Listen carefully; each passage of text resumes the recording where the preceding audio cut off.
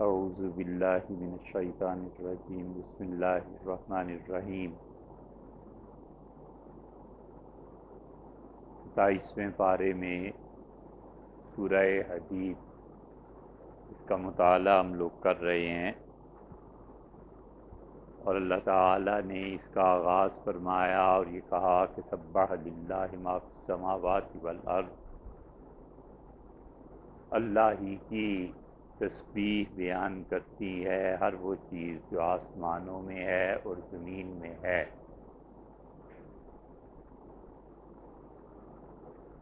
اور کل ان دو آیات پہ بات ہو چکی جو بالکل آغاز کی ہیں، اور اس سبق کے اعادے کے لیے پھر سے یہ بات کہی جاتی ہے کہ حقیقت یہ ہے کہ کائنات کی ہر چیز اللہ کی تسبیح بیان کرتی ہے، اور اللہ تعالیٰ نے بڑے واضح الفاظ میں فرمایا کہ وَإِن مِّن شَيْءٍ إِلَّا يُسَبِّحُ بِحَمْدِهِ، اور لوگوں اس کائنات میں کوئی چیز ایسی نہیں ہے جو اللہ کی ایسی تسبیح بیان نہ کرتی ہو جس میں اللہ کی حمد ملی ہوئی نہ ہو۔ وَلَٰكِن لَّا تَفْقَهُونَ تَسْبِيحَهُمْ، اور حقیقت یہ ہے کہ تم ان چیزوں کی تسبیح کو سمجھ نہیں سکتے، تمہارے فہم سے بالا ہے۔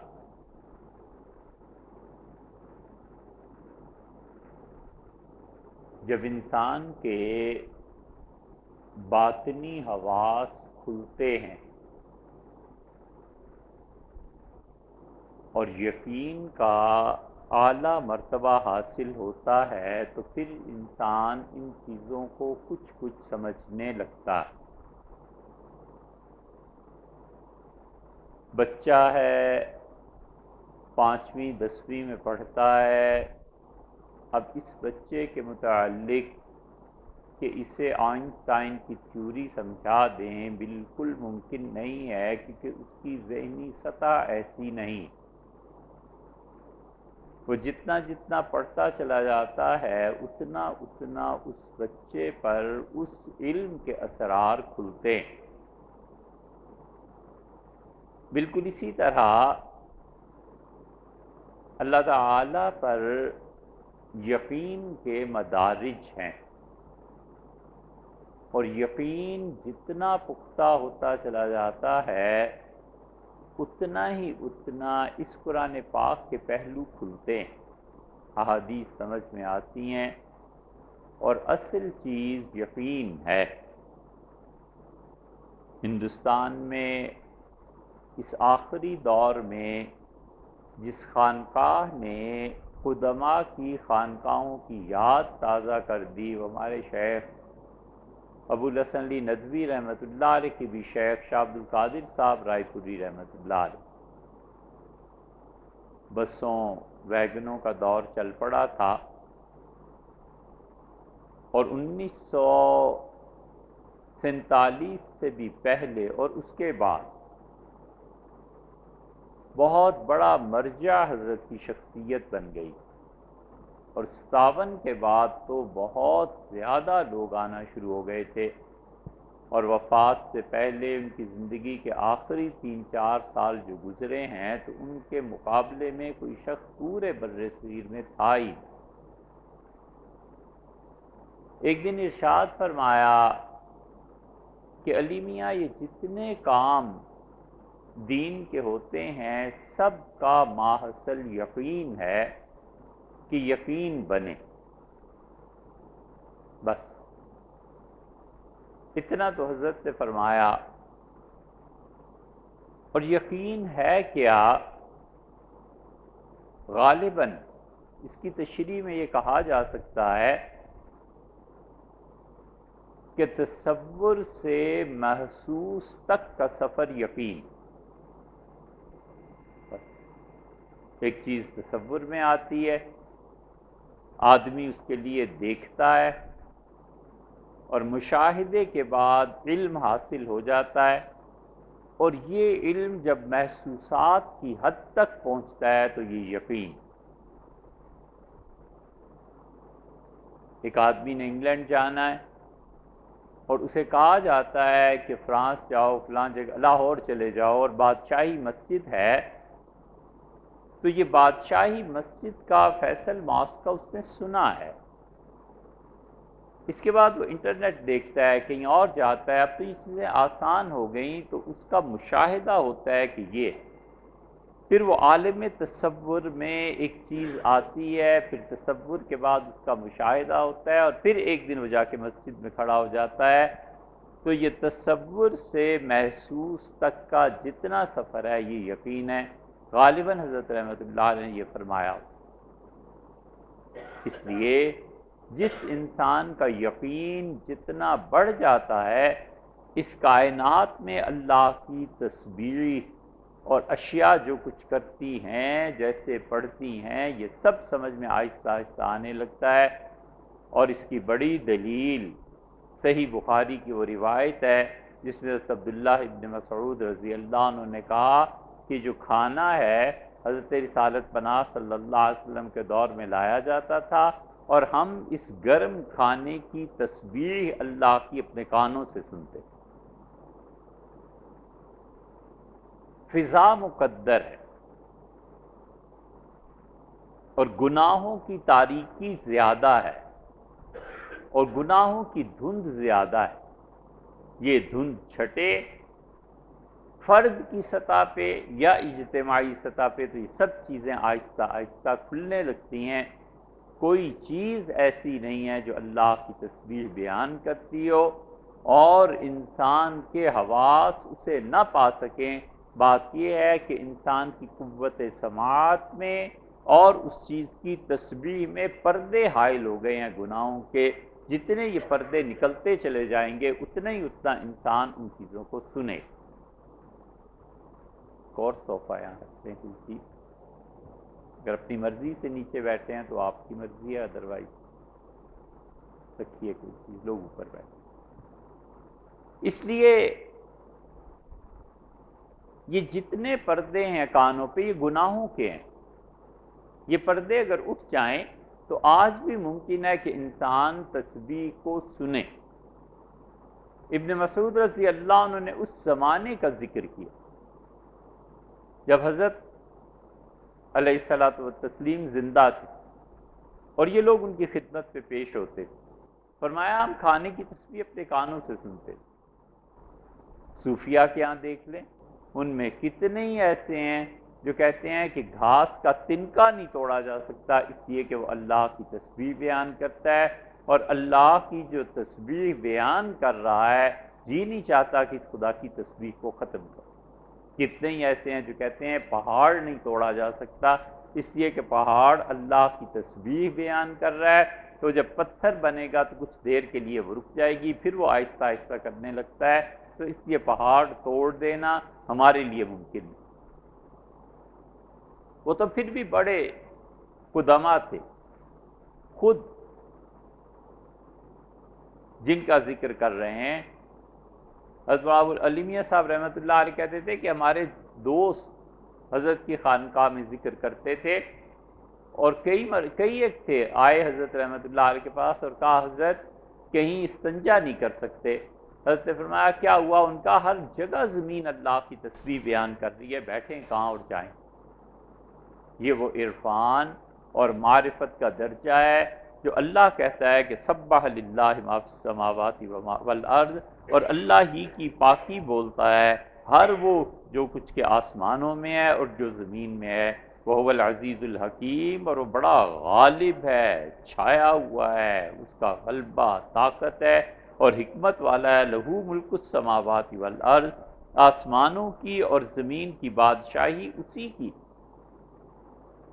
اسی لیے اللہ تعالیٰ بتاتا ہے کہ اگر تم دنیا میں میری تسبیح نہیں کرو گے، میرا ذکر نہیں کرو گے، تو عندہ اللہ کے پاس ایسی بڑی جماعت ہے لا یستکبرون، جو لوگ بالکل، وہ فرشتے اللہ کے بندے، اللہ کے وہ لوگ بالکل کبر کا، بالکل کوئی عار نہیں ہے۔ اسی لیے اللہ کہتا ہے وَمَن یستنکف عن عبادتہ، اور جو خدا کی بندگی سے، خدا کے سامنے سر ٹکانے سے عار محسوس کرے گا، اللہ کہتا ہے ہم اسے عذاب دیں، اللہ سے بڑا کون؟ اور اسی لیے اللہ تعالیٰ کہتے ہیں کہ قیامت میں ہم جنات سے پوچھیں گے اور فرشتوں سے پوچھیں گے اور فلاں سے اور فلاں سے، اور جہاں تذکرہ آیا ہے فرشتوں کا کہ ہم ان سے پوچھیں گے کہ کیوں دنیا میں تمہاری عبادت کی جاتی رہی، کیا تم نے فرشتوں کہا تھا؟ یہ جو تعویذ دکھتے ہیں نا، یا جبریل اور یا میکائیل اور یہ اگر اس میں حقیقی طور پر باری تعالیٰ کے علاوہ ان سے مدد اور ان کی پکار اور ان کی جے مقصود ہے تو شرک ہے، اور کھلا ہوا شرک۔ کہ جتنے اس طرح کی چیزیں اور کرتوت کرتے ہیں، اللہ نے کہا ہم قیامت میں اپنے فرشتوں سے پوچھیں گے کہ فرشتوں کیا تم نے انسانوں کو یہ سکھا دیا تھا؟ وہ کہیں گے سبحانک، اللہ تیری ذات پاک ہے، انت ولینا من دونہم، اور اے پروردگار تو ہمارا والی اور وارث ہے ان کو چھوڑ کر، اس ساری کائنات کو چھوڑ کر۔ اور مومن کا ٹھیک یہی شعار ہونا چاہیے، جب بھی اللہ کے علاوہ کسی سے مدد مانگنے کو طبیعت چاہے، اللہ فرشتوں کی اس بات پر غور کرے کہ انہوں نے کہا سبحانک انت ولینا من دونہم، اے پروردگار تیری پاک ذات ہے، تجھی سے مدد مانگنی ہے، اور انت ولینا من دونہم، اے اللہ میرا والی اور وارث اور مددگار ساری کائنات کو چھوڑ کے صرف اور صرف تو ہی ہے۔ انبیاء علیہ السلام اللہ کی تسبیح بیان کرتے سبحانک اللہم، حضور صلی اللہ علیہ وسلم فرماتے تھے۔ کب کی مرتبہ آگے ایک حدیث آ رہی ہے، آپ سے عرض کرتے ہیں اس سے اگلی آیت میں یونس علیہ السلام نے کیا کہا؟ مچھلی کے پیٹ میں پہنچ گئے اور ان کا لا الہ الا انت سبحانک انی کنت من الظالمین۔ اسی لیے حضرت رسالت مآب صلی اللہ علیہ وسلم نے فرمایا جب بھی تمہیں کوئی مشکل پیش آئے، یونس علیہ السلام کی اس دعا کو اپنا لو۔ اس سے جتنی دعائیں بزرگوں اور مشائخ نے لکھی ہیں، جو درود انہوں نے لکھے ہیں اپنی طرف سے سر آنکھوں پہ، کسی کی تردید نہیں کرتے، بس ٹھیک ہے حضرت نے لکھا ہوگا، ان پہ الہام ہوا ہوگا، لیکن ان سب کی موجودگی میں اصل چیز وہ ہے جو حضرت رسالت پناہ صلی اللہ علیہ وسلم نے بتائی ہے۔ اس لیے جتنے مشائخ بتاتے یہ وظیفہ پڑھو، یہ وظیفہ پڑھو، ہم کہتے ہیں سر آنکھوں پہ حضرت، لیکن حضور صلی اللہ علیہ وسلم نے جو وظیفہ بتایا ہے بس کافی ہے، اس کے بعد کوئی اس سے بڑے وظیفہ نہیں بتا سکتا۔ انہوں نے کہا ہے کہ جب بھی مشکلات پیش آ جائیں یہ پڑھو لا الہ الا انت سبحانک انی کنت من الظالمین۔ فرمایا جب بھی مشکلات پیش آ جائیں اللہ کی تسبیح بیان کرو۔ فرمایا جب بھی مشکلات زندگی میں مصائب پیش آ جائیں چمٹ جاؤ اللہ کے اس نام سے، یا ذل جلال والاکرام، یا ذل جلال والاکرام، یا ذل جلال والاکرام۔ فرمایا چمٹ جاؤ اللہ کے اس نام سے، بار بار اسے پڑھو اور پکارو۔ مشکلات اور تکالیف پیش آ جائیں، حضرت صلی اللہ علیہ وسلم نے تلقین کی، فرمایا نماز پڑھو۔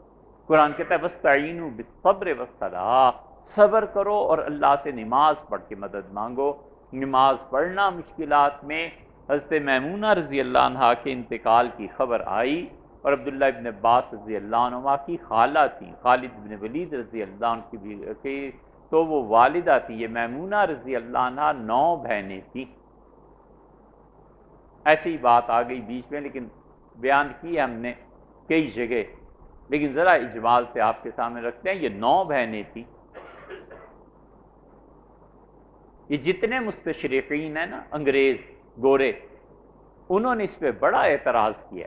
حضرت رسالت پناہ صلی اللہ علیہ وسلم کو آفر کی ان کے چچا حضرت عباس رضی اللہ عنہ نے مکہ مکرمہ سے، اور کہا میمونہ بیوہ ہو گئی ہیں، اور اگر آپ چاہیں تو میں آپ کا نکاح میمونہ سے کرا دوں۔ رسول اللہ صلی اللہ علیہ وسلم خوش بھی ہوئے، اور نبی کریم صلی اللہ علیہ وسلم کی سیاسی بصیرت جو تھی نا، یہاں پہ پہنچ کے اندازہ ہوتا ہے، اصرار فرمایا کہ جلدی کریں، جلدی اس نکاح کو کریں۔ حتیٰ کہ مکہ پہنچے حالت احرام میں، عمرہ کرتے حضور صلی اللہ علیہ وسلم 2 گھنٹے لگتے، 3 گھنٹے لگتے، احرام باندھا ہوا ہے، بیوی سے قربت نہیں ہو سکتی، کوئی مسئلہ نہیں ہے، اس کے باوجود حالت احرام میں ہی نکاح کر لیا۔ اس پہ اعتراض کرتے ہیں، کہتے ہیں عورت کی کیا اتنی جلدی وغیرہ، ماشاء اللہ استغفر اللہ۔ وہ توہین کے جملے ظاہر ہے کوئی مومن آدمی تو دہرا نہیں سکتا، جو کچھ بقا ہے انہوں نے۔ بات کیا تھی اصل اس کی بیک گراؤنڈ کو نہیں سمجھتے، 9 بہنیں تھیں اور ہر بہن بڑے سے بڑے خاندان میں بیائی ہوئی۔ خالد ابن ولید رضی اللہ عنہ کی والدہ کا یا تو انتقال ہو گیا یا وہ زندہ تھیں، اور خالد کو مانگ لیا میمونہ نے، خالہ نے، بہن سے مانگ لیا کہ بیٹا مجھے دے دو، میں پرورش کروں گی۔ خالد ابن ولید رضی اللہ عنہ کسی جنگ میں رسول اللہ صلی اللہ علیہ وسلم کے سامنے نہیں آئے سوائے احد کے، اور جہاں آئے ہیں خالد دوسری طرف پسپائی ہو گئی، دوسری طرف یہ ہو گئی۔ خالد اتنے بڑے آدمی تھے کہ سیدنا عمر رضی اللہ عنہ نے ان کی ایک غلطی پہ کچھ کہا، اور عبد الرحمن، خیر وہ تو بکر رضی اللہ عنہ کے دور کا واقعہ تھا۔ عبد الرحمن ابن عوف جیسا آدمی، یہ حدیث کوئی عام لوگوں کے لیے نہیں ہے، عبد الرحمن ابن عوف اتنے بڑے آدمی تھے کہ رسول اللہ صلی اللہ علیہ وسلم کی قبر مبارک کھولی گئی تاکہ عبد الرحمن کو وہاں دفن کیا جائے۔ سیدنا عمر رضی اللہ عنہ کے بعد کسی کے لیے آفر ہوئی ہے تو عبد الرحمن ابن عوف کے لیے، عبد الرحمن ابن عوف کو خلافت دے گا، عثمان رضی اللہ عنہ کے اگر رسول اللہ صلی اللہ علیہ وسلم کے پہلو میں دفن کریں، اور عبد الرحمن ابن عوف کیا کہنے، مطلب بہت مناقب ہیں۔ ان کی خالد ابن ولید رضی اللہ عنہ کی کوئی گفتگو ہو گئی، اونچ نیچ ہو گئی، تو رسول اللہ صلی اللہ علیہ وسلم نے فرمایا خالد تم جانتے ہو عبد الرحمن بدری ہے، اور فرمایا خالد تم جانتے ہو یہ احد کا پہاڑ جو ہے نا یہ سونے کا ہو جائے اور تم خدا کی راہ میں خیرات کر دو، اور یہ عبد الرحمن آدھا سیر جو لے کے اللہ کی راہ میں خیرات کر دے تو تمہارا سونے کا پہاڑ اس کے ایک پاؤں تک نہیں پہنچ سکتا۔ یہ عبد الرحمن اتنا بڑا آدمی۔ تو عبد الرحمن ابن عوف رضی اللہ عنہ کی بڑے مناقب ہیں۔ حضور صلی اللہ علیہ وسلم خالد سے یہ کہا، خالد بھی اتنے بڑے آدمی، اور پھر عبد الرحمن کو سمجھایا اور آپ نے فرمایا تم جانتے ہو خالد کو عبد الرحمن یہ اللہ کی تلوار ہے، اللہ نے میرے ہاتھ میں یہ دے دی ہے، تم چاہتے ہو کہ ہم اسے نیام میں واپس ڈال دیں؟ نہیں، اس کا لحاظ کرنا ضروری، دونوں طرف بیلنس کر دیا رسول اللہ صلی اللہ علیہ وسلم نے۔ یہ خالد بن ولید کبھی آئے ہی نہیں، رسول اللہ صلی اللہ علیہ وسلم نے یہ تو آئے ہیں کب؟ احد میں، اور احد میں آئے ہیں اور مسلمانوں کو پسپائی اور ایک نقصان اٹھانا پڑا، 70 کے قریب صحابہ رضی اللہ عنہ شہید ہو گئے، حمزہ رضی اللہ عنہ جیسے آدمی وغیرہ وغیرہ، یہ احد میں ہی سارا کچھ ہوا۔ اور رسول اللہ صلی اللہ علیہ وسلم کو مسلسل فکر تھی کہ جو جنگیں ہو رہی ہیں نا اب خالد نے آنا شروع کر دیا۔ 3 آدمی ایسے تھے، عثمان جن کے پاس بیت اللہ کی چابی تھی اور اس کی وجہ سے پورا عرب ان کی عزت کرتا، خالد ابن ولید اور عمر بن العاص، یہ تینوں مکہ میں کانٹے رہ گئے تھے۔ رسول اللہ صلی اللہ علیہ وسلم جب بدر کو فتح کیا ہے تو حضرت علی رضی اللہ عنہ کے بھائی عقیل لڑنے کے لیے آئے تھے وہ مشرک، علی، طالب، جعفر اور عقیل 4 بھائی، حضرت ابو طالب کے بیٹے تھے، اور یہ چاروں بھائی 10-10 سال کے وقفے سے پیدا ہوئے ہیں ان کے یہاں، تو اس لیے عمروں میں بڑا فرق تھا۔ ابو طالب پہلے بیٹے کی وجہ سے انہیں کہتے ہیں، پھر جعفر رسول اللہ صلی اللہ علیہ وسلم کو بڑی محبت تھی، اور پھر یہ عقیل، یہ کربلا کے واقعے میں جو مسلم ابن عقیل آتا ہے یہ انہی کے بیٹے تھے، مسلم جو عقیل کے فرزند تھے۔ عقیل کو جب باندھا گیا بدر میں قیدیوں میں تو انہوں نے رسول اللہ صلی اللہ علیہ وسلم سے پوچھا کہ ابو جہل کا کیا ہوا ہے، مارا گیا ہے؟ صحابہ رضی اللہ عنہ کا وہ ختم ہو گیا۔ اس نے کہا، انہوں نے کہا اللہ کے رسول اب مکہ آپ کے لیے میدان کھلا ہے، ابو جہل اٹھ گیا ہے تو اس کے بعد کوئی چیز نہیں ہے۔ یہی 3 آدمی باقی تھے، اور بھی تھے، لیکن یہ 3 آدمی بہت تھے، اور رسول اللہ صلی اللہ علیہ وسلم کو فکر تھی کہ اب جنگ ہوئی اور یہ لوگ آئے نا، ہمارا بنے گا کیا؟ خالد ابن ولید رضی اللہ عنہ سے خاص طور پہ اب رسول اللہ صلی اللہ علیہ وسلم کو کہا کہ خالد کسی طرح سامنے نہ آئے۔ پھر خندق ہوئی، خندق جب ختم ہوئی پھر حدیبیہ ہوئی، حدیبیہ میں خالد نے کوشش کی پوری کہ لڑائی، اور سیدنا عمر رضی اللہ عنہ تھے یہ بھی لڑنے کو تیار بیٹھے تھے، اور رسول اللہ صلی اللہ علیہ وسلم بالکل اوائڈ کر رہے تھے جنگ کو، ہٹاتے جا رہے تھے۔ اور حدیبیہ جب ہو گئی تو آپ نے کہا کہ اگر اللہ نے چاہا تو آئندہ ہم ہی حملہ کریں گے۔ اب قریش کی کمر ٹوٹ گئی، آئے تھے عمرے کے لیے، اگلے سال عمرے کے لیے آئے ہیں، تو میمونہ سے نکاح پہ اتنی جلدی کی رسول اللہ صلی اللہ علیہ وسلم نے، حالت احرام میں تھے بھئی، 2-3 گھنٹے میں عمرہ ہو جاتا، ختم ہو جاتی بات، نکاح بھی ہو جاتا، رخصتی بھی ہو جاتی، لیکن نہیں، فرمایا نکاح کرو جلدی کرو۔ یہ سیاسی بصیرت تھی حضرت رسالت پناہ صلی اللہ علیہ وسلم کی۔ سیاسی بصیرت پہ نا ابھی تک لکھا نہیں گیا، ہم نے کم سے کم نہیں پڑھا۔ وجہ اس کی یہ ہے کہ جو سیاسی مبصرین اور لوگ ہیں نا، ان کو بنیادی طور پہ وہ زبان ہی نہیں آتی ہے جس زبان میں وہ ساری چیزیں لکھی گئیں، عربی ہے، فارسی ہے، انہیں آتی نہیں، اصل مراجع کی طرف وہ رجوع نہیں کر سکتے۔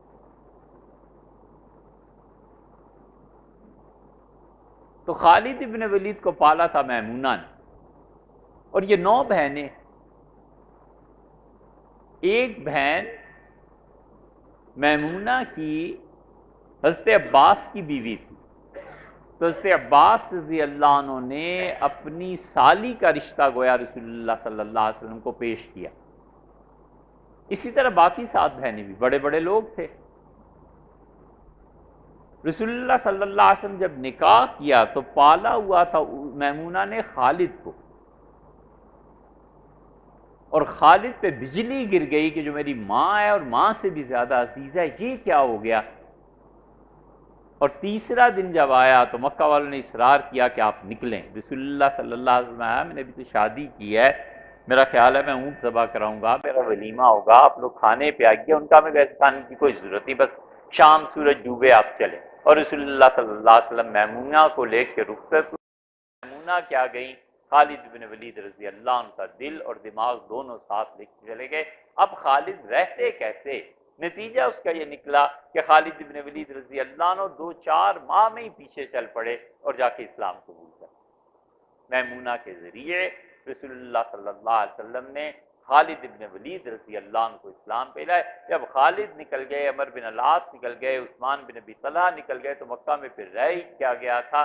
لوگ حیران پریشان، یہ تینوں دوست گئے اور تینوں نے سفر ایک جگہ جا کے مل گئے، اور خالد بن ولید رضی اللہ عنہ کے بڑے بھائی ولید بن ولید پہلے ہی مسلمان ہو چکے تھے، انہوں نے بھائی کو خط لکھا کہ چونکہ میں بہت زیادہ پیش رہا ہوں جنگوں میں، تو اس لیے رسول اللہ صلی اللہ علیہ وسلم کا کیا مزاج ہے میرے متعلق، تو انہوں نے وہی خط لے جا کے پیش کر دیا۔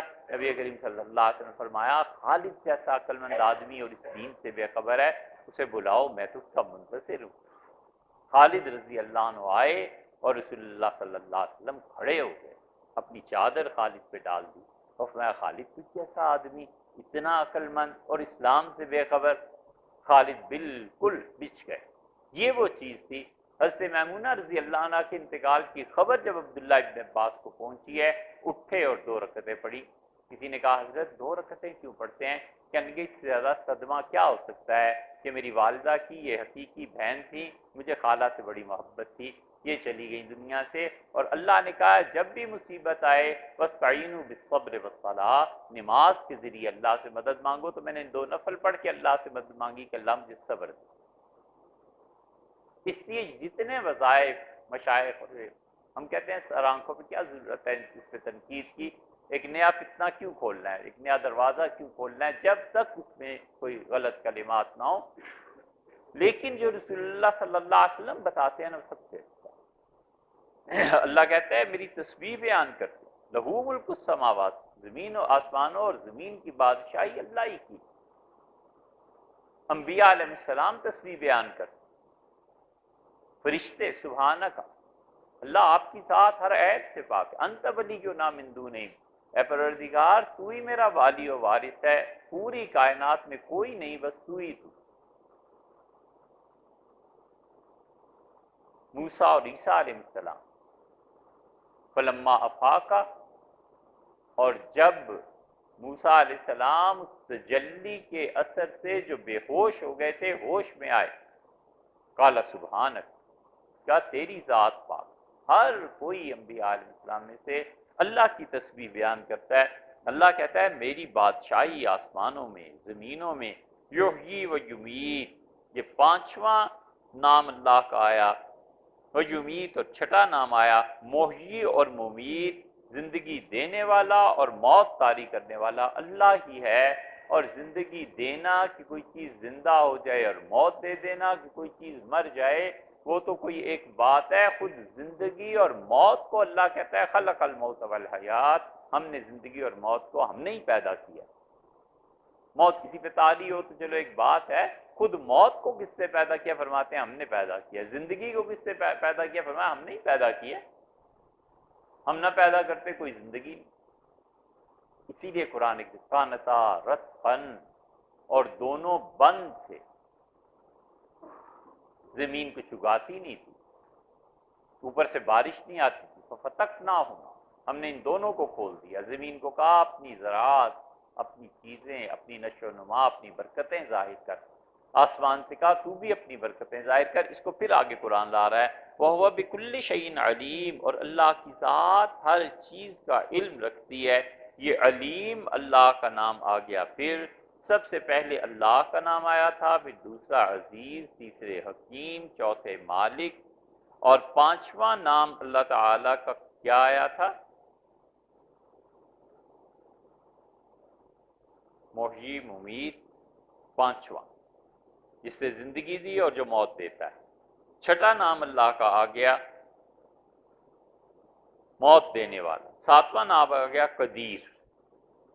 یہ 7 نام اللہ کے ان 2 آیات میں آ گئے۔ 16 نام گننے، هو الاول والآخر والظاہر والباطن وهو بكل شيء علیم۔ یہ آیت کریمہ ایسی ہے،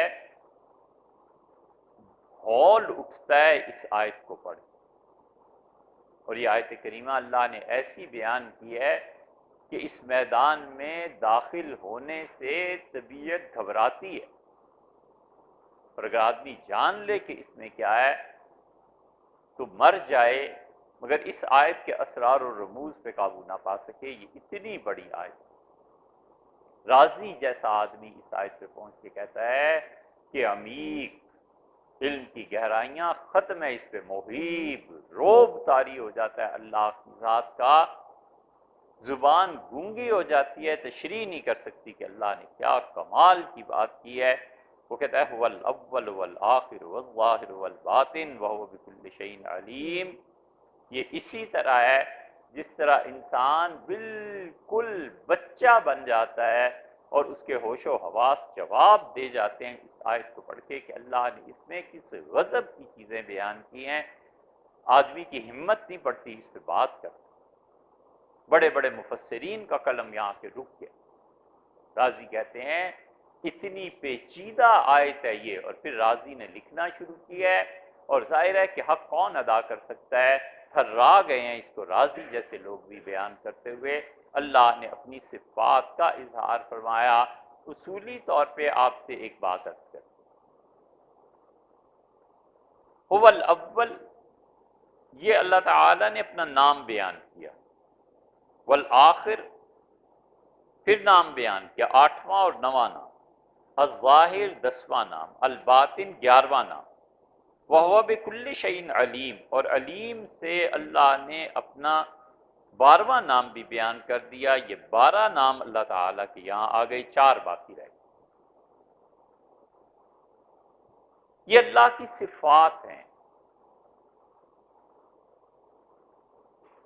اور سب سے پیچیدہ مسئلہ اللہ کی صفات کا ہے۔ رسالت بالکل واضح ہے، ختم نبوت بالکل واضح ہے۔ حضرت صلی اللہ علیہ وسلم نے فرما دیا میرے بعد کوئی نبی نہیں آئے گا، بات ختم، قصہ ختم۔ سمجھ میں آپ پیچیدہ ترین مسائل عقیدے کے 2 ہیں، اور اگر کہو تو 3 ہیں۔ اللہ کی صفات کا مسئلہ، تقدیر کا مسئلہ، اور انسان کا دوبارہ زندہ ہونا، یہ مسئلہ، انسان کا دوبارہ اٹھنا اور زندہ ہونا۔ اس مسئلے نے ابو علی سینا جیسے لوگوں کو چکر دے دیا ہے۔ ابو علی سینا ایک جگہ لکھتا ہے کہ انسان دوبارہ زندہ ہو جائے اسی وجود کے ساتھ، اس کی کوئی عقلی دلیل نہیں ہے، بس صرف اتنا سا ہے کہ اللہ نے فرما دیا تو ہمیں شریعت کو ماننا ہے، وگرنہ عقل میں یہ مسئلہ آتا ہی، تقدیر کا مسئلہ عقل میں آتا ہی، عقل گنگ ہو جاتی۔ اللہ کی صفات کا مسئلہ نہیں سمجھ سکتا تو اللہ تعالیٰ کی صفات اس کی ذات کے ساتھ ہیں یا الگ ہیں؟ یہاں پہنچ کے اشاعرہ اور ماتریدیہ سب کے سب متکلمین گونگے ہو جاتے ہیں اس آیت پہ پہنچ کے کہ هو الاول والآخر، اللہ کی ذات پہلے بھی ہے اور آخر بھی ہے اور ظاہر میں بھی ہے اور باطن میں بھی ہے، اور وہ ہر چیز کو جانتا ہے، علم رکھتا ہے۔ جتنا علم کلام ہے یہاں آ کے دم توڑ دیتا ہے، اور جتنی فلاسفہ کی مباحث ہیں حیران ہو جاتی ہیں اور انگلیاں دانتوں میں دے لیتے ہیں کہ اللہ نے کیا فرمایا۔ اللہ تعالیٰ کی صفات کے بارے میں عقیدے کے اعتبار سے کچھ چیزیں سمجھنی چاہیے ہمیشہ۔ نہیں معلوم ہم اور آپ کب پھر جمع ہو نہ ہو، لیکن ہم ہر سال اس عقیدے کی چیزوں کو بیان کرتے ہیں۔ وجہ اس کی یہ ہے کہ عقیدہ اصل ہے، اللہ عقائد کے بارے میں پوچھے گا۔ یہاں پہنچ کے فرقے بنتے ہیں، یہاں پہنچ کے عقائد کی تشہیر ہوتی ہے، یہاں پہنچ کے کس کا کیا عقیدہ ہے واضح ہوتا ہے۔ عقیدے ہی کی بنیاد پر لوگ الگ الگ ہوا کرتے ہیں۔ فقہ کی بنیاد کوئی اتنی چیز نہیں ہوتی کہ شافعی ہیں اور مالکی ہیں اور حنبلی ہیں۔ عقیدہ کیا ہے؟ اللہ تعالیٰ کی صفات تین طرح کی ہیں۔ اللہ کی 7 یا 8 صفتیں ایسی ہیں جن پہ ایمان لانا ضروری ہے، اور وہ صرف اور صرف اللہ ہی کی صفات۔ علم اللہ کی صفت ہے، اور اللہ کی اس صفت کے مقابلے میں جہالت آتی ہے، اور ظاہر ہے کہ خدا جاہل نہیں، معاذ۔ اسی لیے وہ بار بار اپنی صفات کا اقرار کرتا ہے۔ حضرت رسالت پناہ صلی اللہ علیہ وسلم جس دور میں تشریف لائے تھے، یہودی اور عیسائی تھے، اور یہودی علم کلام کے بادشاہ تھے، بڑے بڑے لوگ، ان میں جغادری بیٹھے ہوئے تھے، اور وہ اللہ کی صفات کا انکار کرتے تھے۔ وہ کہتے تھے کہ اللہ ہے، اور اللہ کے ساتھ کسی صفت کو ماننا یہ شرک ہے۔ ان کے علم کلام میں اب بھی بعض چیزیں موجود ہیں۔ وہ کہتے تھے رحمان کیا ہے، رحیم کیا ہے، علیم اور عزیز کیا ہے؟ کچھ نہیں، اللہ ہے بس۔ اللہ کو ایک مانو، اس کی صفات کو مانو گے تو شرک میں چلے جاؤ۔ اسی لیے قرآن آپ دیکھتے ہیں، آپ کو بھی غور کرتے ہیں، کئی جگہ آیات کے آخر پہ اللہ اپنا نام لے آتا ہے۔ مثلا وہ بکل شیء علیم، الرحمن الرحیم، بسم اللہ الرحمن الرحیم۔ اللہ اپنا نام بار بار کیوں لاتا ہے آیتوں کے آخر پہ؟ کہ یہ آیات یہودی سنیں اور اللہ کے متعلق ان کے اس باطل عقیدے کی تردید ہو کہ اللہ کی کوئی صفت ہی نہیں۔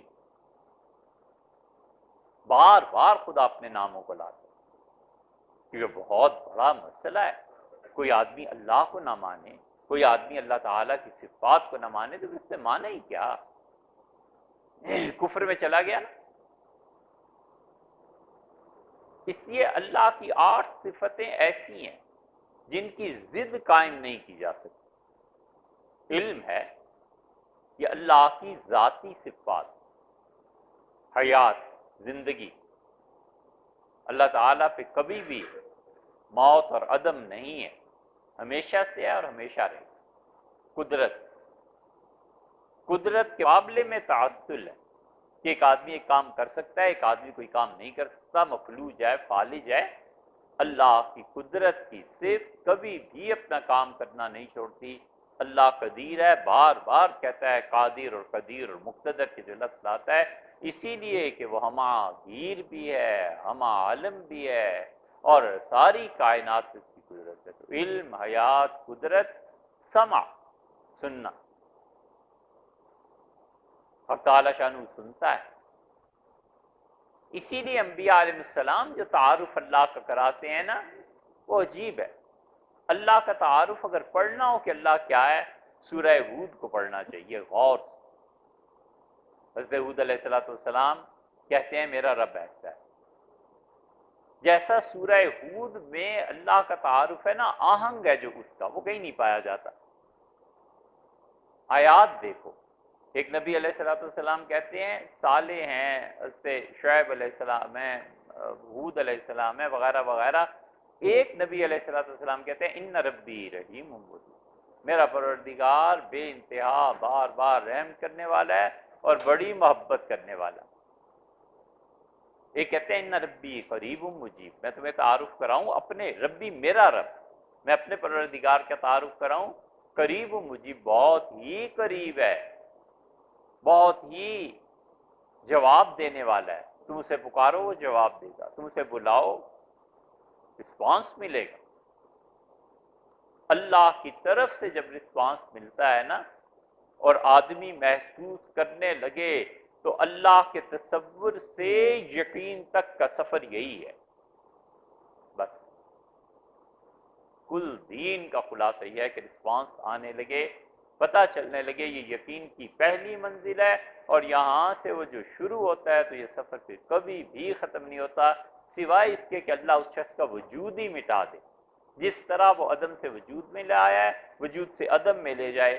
یہ عبداللہ ابن مسعود رضی اللہ عنہ تمنا کرتے تھے، کہتے تھے کاش میں پیدا ہی نہ ہوا ہوتا اور کاش اللہ مجھے قبر سے دوبارہ اٹھائی، اتنے مٹے ہوئے آدمی۔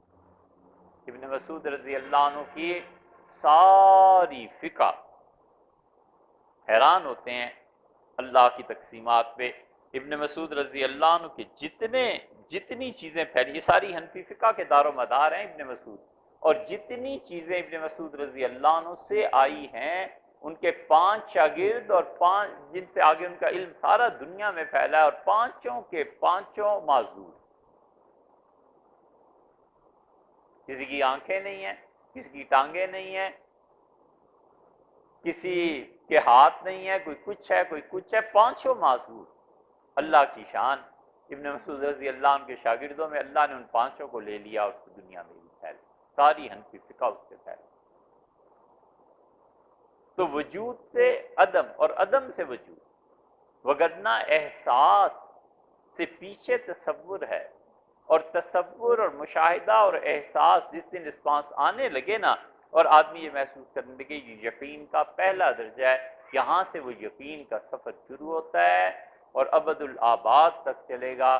اس کے درمیان میں کہیں اللہ کی رویت ہے، اس کے درمیان سے مراد 2 چیزوں کا وسط نہیں ہے، پھر کہیں جنت میں جانا ہے، پھر جنت سے آگے کا سفر ہے، بہت کچھ ہے آگے، انسانی تصورات سے بالا تر منزلیں ہیں۔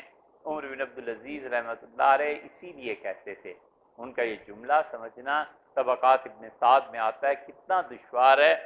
عمر بن عبدالعزیز رحمۃ اللہ علیہ نے وفات سے پہلے کہا کہ دنیا کا کوئی میدان ایسا نہیں ہے جس میں نے اپنا قدم رکھا ہو اور اس میدان نے اپنے شانے میرے لیے نہ بچھا دیے، علم، حکومت، طاقت، سلطنت۔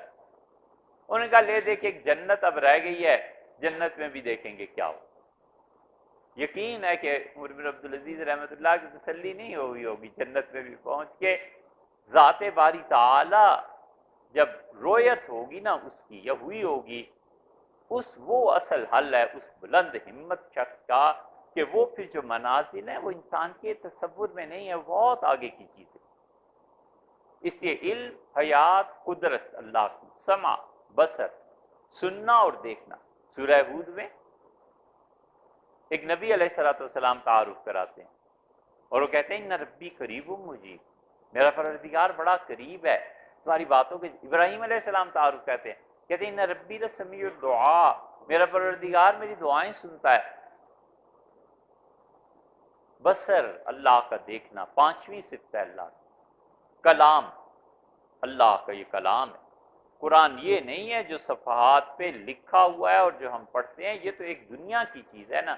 اصل میں اللہ نے جو کلام فرمایا اور جو جبریل امین تک پہنچا ہے کسی طرح سے، اور پھر رسول اللہ صلی اللہ علیہ وسلم کے قلب مبارک پر نازل کیا گیا ہے، اللہ کا وہ جو کلام ہے نا، وہ صفت اللہ کی، وہ کلام جو ہے وہ مخلوق نہیں ہے۔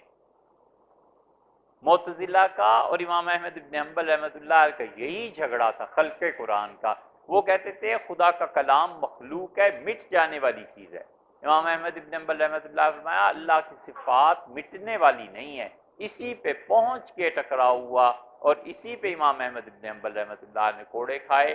اور امام رحمۃ اللہ علیہ کو جتنی بشارتیں ملی ہیں وہ سب اس مسئلے کی وجہ سے وہ اللہ کی صفت کلام پہ اڑ گئے. ان سے پوچھا گیا اللہ کا کلام کیا ہے، کہ ان کا ہمیں کچھ نہیں پتا، بس اتنا پتا ہے کہ اللہ کا کلام ہے.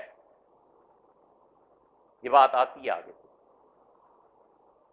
اس لیے علم، حیات، قدرت، سمع، بصر، کلام، ارادہ، ساتویں صفت ہے اللہ. اذا اراد شیئا، جب کسی چیز کے متعلق ہم ارادہ فرما لیں، یقال لہ کن، اس کے لیے کہا جاتا ہے ہو جا، فیکون، وہ ہو جاتی. یہ ہمارے سمجھانے کو، ایسے نہیں ہے کہ اللہ تعالیٰ کوئی کن کہتے ہی ہو. غور کرو، ایک مرتبہ ارادہ فرمایا کہ یہ کائنات پیدا کریں،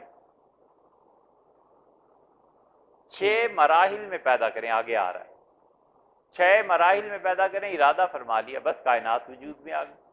اور اتنی بڑی کائنات وجود میں آئی، کیا وہ بلیک ہول مل رہا ہے اور فلاں مل رہا ہے، اور وہ جو انگلینڈ کا ہے معذور سائنسدان، وہ کہتا ہے کہ اس کائنات کا بھی صرف 5-6% ہی کھلا ہے، مگر اللہ نہیں ملا، تو جو 94% باقی ہے اس کا کیا ہوا؟ یہی چیزیں بلیک ہول سے پتہ نہیں کیا چیزیں نکل رہی ہیں، ستارے نکلتے ہیں پھر فنا ہو جاتے ہیں. یہ ایک ارادہ ہے پروردگار عالم کا، اس کے ارادوں کے کیا کہنے. روب طاری ہوتا ہے اللہ کا دل پہ، ایک ارادے میں پوری کائنات بنا دی. یہ اللہ کی ذات، علم، قدرت، حیات، سمع، بصر، ارادہ، کلام اور تکوین. تکوین کو بعض لوگوں نے تخلیق میں ہی مانا ہے، اور بعض کہتے ہیں تکوین اللہ کی رکھ. یہ 8 صفات اللہ کے لیے ثابت ہیں، عقیدے میں ان کا اقرار کرنا چاہیے. اللہ کی دوسری قسم کی صفات، یہ تو بس ماننا ہی ہے. اللہ کی دوسری صفات کا تعلق اللہ کی مخلوق سے ہے. یہ کائنات کیوں پیدا کی گئی، اللہ نے کیوں بنایا؟ ہندوؤں کو پڑھو، وہ کہتے ہیں کھیل تماشا پروردگار نے کرنا تھا، ایک تماشے کو یہ چیز بنائی گئی. نہیں ہے ایسے، اللہ نے اپنی صفات کو ظاہر کرنا تھا. اللہ چاہتا ہے، یہ دوسری صفات ہیں اللہ کی، جن میں ایک طرف پروردگار عالم کی مہربانیاں اور عنایات ہیں، اور دوسری طرف اس کی مخلوق ہے. اللہ رازق ہے. رازق ہونے کی صفت کہاں ظاہر ہو؟ کسی کو رزق دیں گے تو ظاہر ہوگی نا. اللہ نے رزق اپنی مخلوق پیدا کی کہ اچھا تمہیں رزق دیتا ہوں تاکہ تمہیں پتہ چلے ہم کیسے رزق دیا کرتے.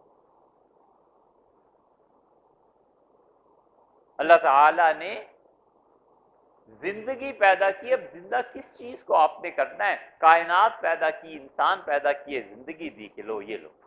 موت کو پیدا کیا، موت کس کو دینی ہے صفت اللہ کی، ہمیشہ سے ہے، ہمیشہ رہے گی، لیکن موت کسی اور چیز پہ آئے گی نا. مخلوق کو پیدا کیا. اور اسی معنی میں وہ حدیث ہے جو حضرت ابو ایوب انصاری رضی اللہ عنہ نے سنائی، جب وہ استنبول کو فتح کرنے کے لیے پہنچے تو ابو ایوب انصاری رضی اللہ عنہ بہت بیمار ہو گئے، انتقال بھی ہو گیا، اور انہوں نے وفات سے پہلے لوگوں کو جمع کیا، فوج کے لوگوں کو، اور انہوں نے کہا مجھے اگر قرآن کی وہ آیت نہ یاد ہوتی جس میں اللہ نے کہا جو علم چھپائے گا اس پہ اللہ کی لعنت ہو، تو میں یہ حدیث کبھی تم سے بیان نہ کرتا. اور انہوں نے کہا میں نے حضرت رسالت پناہ صلی اللہ علیہ وسلم سے سنا، اللہ نے ان سے کہا کہ اگر میری ساری مخلوق اتنی پاک ہو جائے کہ کسی سے کوئی گناہ سرزد ہی نہ ہو. یہ حدیث عام لوگوں میں بیان نہیں کی جا سکتی، پاگل لوگ کہیں کہ کہیں لے چلیں گے. اسی لیے جو چھنائی یہاں کرتے ہیں نا کہ پڑھا لکھا آدمی آئے، کی وجہ بنیادی طور پہ یہی. فرمایا کہ حضرت رسالت پناہ صلی اللہ علیہ وسلم نے کہا کہ اگر میری ساری مخلوق اتنی نیک ہو جائے، پاک ہو جائے، کوئی گناہ ہی نہ ہو، میں ان سب کو مٹا دوں، پھر میں مخلوق کو پیدا کروں. وہ گناہ تاکہ ہمارے معاف کرنے کی صفت ظاہر ہو، لوگوں کو پتہ چلے ان کا پروردگار کیسے معاف کرتا ہے. اس لیے یہ گناہ جو ہے نا، حتیٰ کہ کفر بھی اللہ کی مشیت کے تابع، زیادہ نہیں۔ قصوں اور تحقیق میں بلا وجہ کے پڑھنا چاہیے۔ بعض لوگ ایسے ہوتے ہیں جن سے خدا کی تقدیر گناہ کرواتی ہے، اللہ کی مشیت انہیں گناہوں میں ڈالتی ہے، بڑے سے بڑا گناہ ان کی زندگی میں آتا ہے، وہ بھاگتا ہے اور تقدیر کہتی ہے کر۔ اللہ حفاظت فرمائے۔ لیکن ہر گناہ گار آدمی کو ایسے نہیں دیکھنا چاہیے، وہ بیچارہ تقدیر میں جکڑا ہوا ہے، اس سے لا محالہ وہ گناہ ہونا ہی ہونا ہے، کدھر جائے؟ کیوں؟ اس لیے کہ اللہ قرآن میں کہتا ہے کہ میرے کچھ بندے ایسے آئیں گے میرے پاس جن کے بے حد و حساب گناہ ہوں گے، یبدل اللہ سیئاتہم حسنات، اور اللہ کہتا ہے میں انہیں کہوں گا کہ جتنے گناہ کر کے لائے ہو نا، یہ سب کی سب نیکیاں تمہاری تبدیل ہوگی، ہم اتنی نیکیاں دے دیں۔ حضور صلی اللہ علیہ وسلم نے فرمایا کہ بندہ چیخے گا اور کہے گا یار بہت سے گناہ ایسے ہیں جو آپ نے گنوائے ہی نہیں، وہ بھی بتا دیں، وہ بھی نیکیاں بن جائیں۔ تقدیر کہتی ہے کہ اس بڑے گناہ سے گزرو تاکہ اتنی بڑی نیکی قیامت میں اللہ تمہیں دے، اس کی صفت مغفرت کا اظہار ہو، بخشنے کی صفت کا ظہور ہو، یہ وہ چیز۔ اس لیے اللہ کی دوسری صفات وہ ہیں جس کے دوسرے اینڈ پہ انسان ہے۔ اللہ چاہتا تھا اس کی صفات ہے، کائنات پوری بنائی۔ حضرت رسالت مآب صلی اللہ علیہ وسلم کی تمام تر عزت عظمت، ان کے ساتھ محبت اور تعلق کے باوجود یہ غلط فہمی دور کرنا ضروری ہے کہ جو لوگ یہ کہتے ہیں نا کہ کائنات اور دنیا حضور صلی اللہ علیہ وسلم کی تخلیق کی گئی اور نہ ہوتے تو دنیا ہی نہ بنائی جاتی، یہ کوئی بھی نہیں کہتا۔ صوفیہ کسی معنی میں کہتے ہیں صوفی، باقی حدیث میں کچھ نہیں آیا۔ اسی لیے قرآن بار بار یہ کہتا ہے اللہ نے اس کائنات کو پیدا کیا سچائی کے لیے۔ سب سے بڑی چیز جو قیامت میں لوگوں کے کام آئے گی سچ ہے، بس۔ اللہ کی وحدانیت بھی سچ ہے، اور شرک اور کفر کا برا ہونا بھی سچ ہے۔ اللہ کے ہاں قیامت میں ایک چیز جو سب سے زیادہ لوگوں کو نفع دے گی وہ صدق ہے۔ اللہ نے کہا سچائی پہ قائم رہو۔ سچائی یہی قرآن کہیں نہیں کہتا کہ حضور صلی اللہ علیہ وسلم کے لیے دنیا بنائی گئی، قرآن صاف کہتا ہے کہ ہم نے سچائی حق کی خاطر دنیا بنائی ہے، اور وہ اس وجہ سے دنیا اللہ نے اصل حقیقت یہ ہے کہ بنائی تاکہ اللہ کی صفات کا اظہار ہو،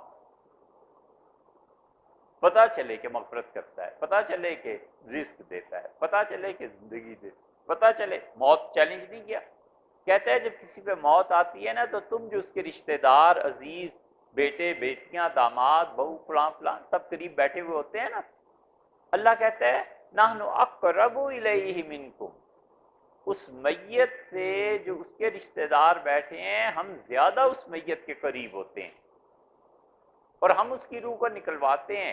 ترجعونہا، روک کے دکھا دو اس وقت اس کی روح کو، ان کنتم صادقین، اگر تم سچے ہو نا، تم کہتے ہو تمہارے پاس کوئی طاقت ہے میرے مقابلہ کرنے کی، اس روح کو روک کے دکھا دو۔ چیلنج کیا کہتا ہے ہم زیادہ قریب ہوتے۔ اسی لیے سورہ انعام میں آیا ہے اللہ کے بعض بندے ایسے ہوتے ہیں جن کی روح خود اللہ نکالتا ہے، فرشتے بھی ہٹا دیے جاتے ہیں، کوئی واسطہ نہیں رہتا بندے کے درمیان اور اللہ کے درمیان، فرشتوں کو بھی ہٹا دیا جاتا ہے کہ کچھ نہیں، یہ ہمارا بندہ ایسا ہے، اس کی روح ہم خود لے لیں گے۔ اس کی روح کو لیتا ہے اور سیدھا اسے لپیٹ کے سفید ریشم کے غلاف میں ایک لمحے میں جا کر وہ اللہ کے عرش کے نیچے چلی جاتی ہے، اور وہاں جو اللہ کے فرشتے اور لوگوں کی روحیں اس عرش کا طواف کر رہے ہیں اور اللہ کی تسبیح بیان کر رہے ہیں، وہ ان میں شامل ہو جاتی ہے۔ کوئی قبر کا عذاب نہیں، کوئی نزع کا عالم، کچھ نہیں، ادھر سے پروردگار عالم نے اس روح کو لیا اور ادھر سے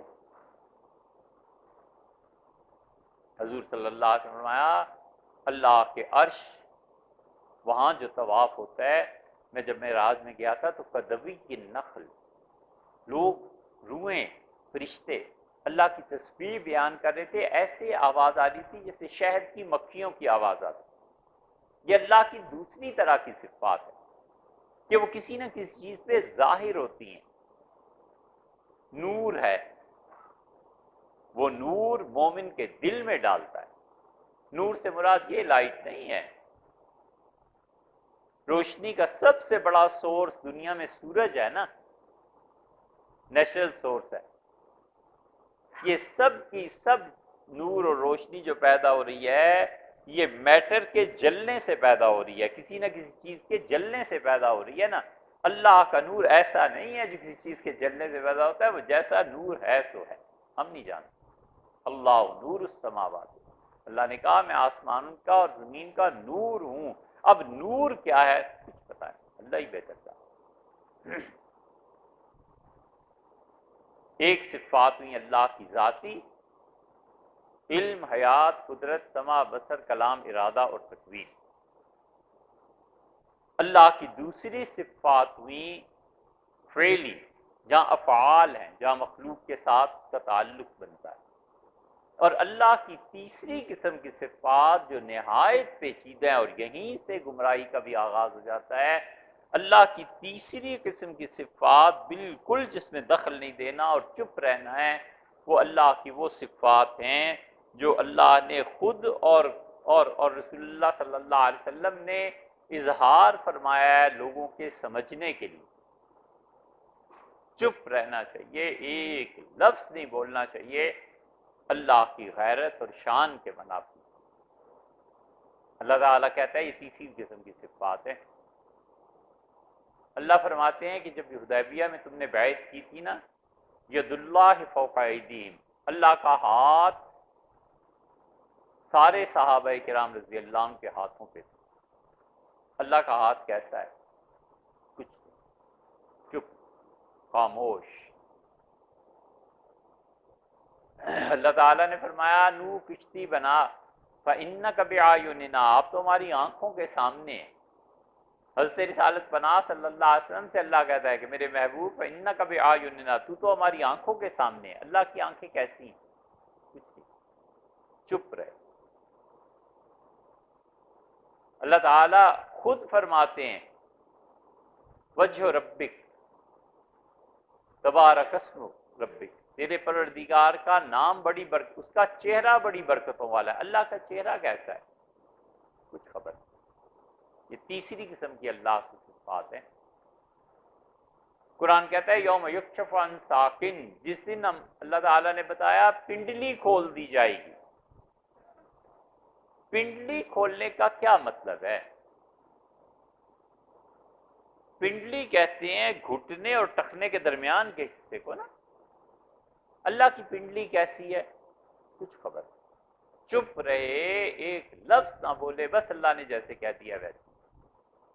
سب سے اچھا عقیدہ یہ ہے، اسے فقہا اپنی اصطلاح میں کہتے ہیں کہ تنزیہ، اللہ کی پاکی بیان کرنا، اللہ کو پاک سمجھنا، مخلوق کے ساتھ اس کی کوئی مشابہت نہیں ہے۔ یہ تو قرآن میں آیا ہے سارا، حدیث بھی دیکھ لو۔ حضور صلی اللہ علیہ وسلم نے قلوب الناس بین اصابع الرحمن، ساری کل مخلوق کے دل اللہ کی دو انگلیوں کے درمیان ہیں۔ یقلبہم کیف یشاء، اللہ اپنی انگلیوں کو جیسے چاہتا ہے پھیر دیتا ہے۔ یا مقلب القلوب، اے دلوں کو پھیرنے والے، ثبت قلبی علی دینک، اللہ میرے دل کو اپنے دین پر قائم رکھ۔ حضور صلی اللہ علیہ وسلم اس دعا کو پڑھتے تھے، یا مقلب القلوب ثبت قلبی علی دینک۔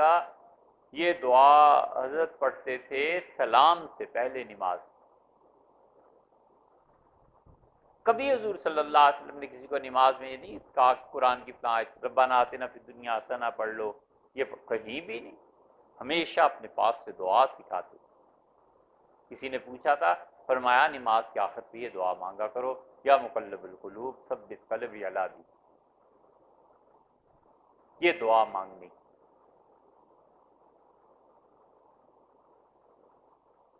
حضور اکرم صلی اللہ علیہ وسلم نے فرمایا اللہ تعالیٰ کی انہی چیزوں کے متعلق کہ جہنم کہے گی حل من مزید، قرآن میں بھی آیا نا، جہنم کہے گی اور بھی کچھ ڈالو، اور بھی ڈالو، اور بھی ڈالو. جہنم یہ کہتی رہے گی یوم نقول لجہنم حل امتلأت، ہم جس دن کہیں گے جہنم سے کہ تو بھر گئی، وتقول حل من مزید، وہ کہے گی اے رب اور بھی ڈال دے. تو جہنم کی طلب نہیں ختم ہوگی، جہنم کی پیاس نہیں بجھے گی.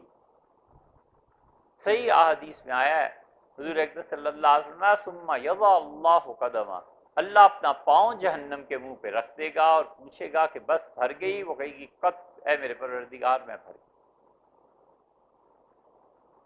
یہ ایسی احادیث ہیں سانس رکتا ہے انہیں سناتے ہوئے، اور متعدد ہیں. امام بیہقی رحمۃ اللہ علیہ نے کتاب الاسماء والصفات لکھی ہے، اور بیہقی کچھ بھی نہ لکھتے، نہ سنن کبریٰ ہوتی، نہ کوئی اور کتاب ہوتی.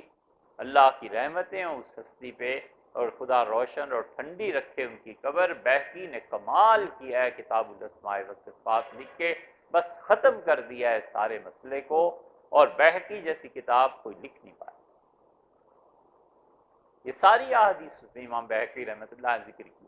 یہ تیسری اللہ کی صفات ہیں، ان سب کے بارے میں کچھ نہیں کہنا. ہم کہتے ہیں اللہ جیسے آپ نے بیان کر دیا بس ویسے ہی ہے، چپ کر کے گزر جانا. جو آدمی اس میں پڑا گمراہی کا شکار. سب سے اچھا یہی ہے کہ ان چیزوں کی بحث کوئی بھی چھیڑے چپ رہ کے کچھ پتہ نہیں. امام احمد بن حنبل رحمۃ اللہ علیہ اتنے اس معاملے میں محتاط تھے کہ ان کے بیٹے عبداللہ نے ایک مرتبہ یہ حدیث بیان کرتے ہوئے کہ اللہ تعالیٰ لوگوں کے دل اللہ کی دو انگلیوں کے درمیان ہے، انگلی سے اشارہ کر دیا. امام احمد بن حنبل رحمۃ اللہ علیہ نے کہا کہ آئندہ سے عبداللہ کے ہاں سے کوئی چیز نہیں آئے گی اور کوئی تعلق نہیں رکھنا، یہ بدعتی ہے. حضور اقدس صلی اللہ علیہ وسلم کی حدیث بیان کرتا ہے اور اللہ کی انگلیوں کے لیے اپنی انگلیوں سے اشارہ کرتا ہے، کیا خدا کی انگلیاں؟ اتنے محتاط تھے. بینگن کا بھرتا آیا تو امام احمد رحمۃ اللہ نے فرمایا آج چولہا تو جلا نہیں گھر میں، یہ بھرتا کہاں سے بنوا کے لائی ہو؟ بینگن کو آگ پہ رکھتے ہیں نا، تپاتے ہیں. تو انہوں نے کہا آپ کے بیٹے عبداللہ کے تنور جل رہا تھا اس میں. امام نے کھانے سے انکار کر دیا. اس نے کہا اس بدعتی کے ہاں سے اٹھاؤ، اسے لے جاؤ، میں نہیں کھاتا. اس نے اللہ کے بارے میں ایسی بات کہی، ایسا عمل کی. یہ پوری بحث یہی ہے. بس شنائی کے بعد خلاصہ ہی اللہ کی صفات تین طرح کی.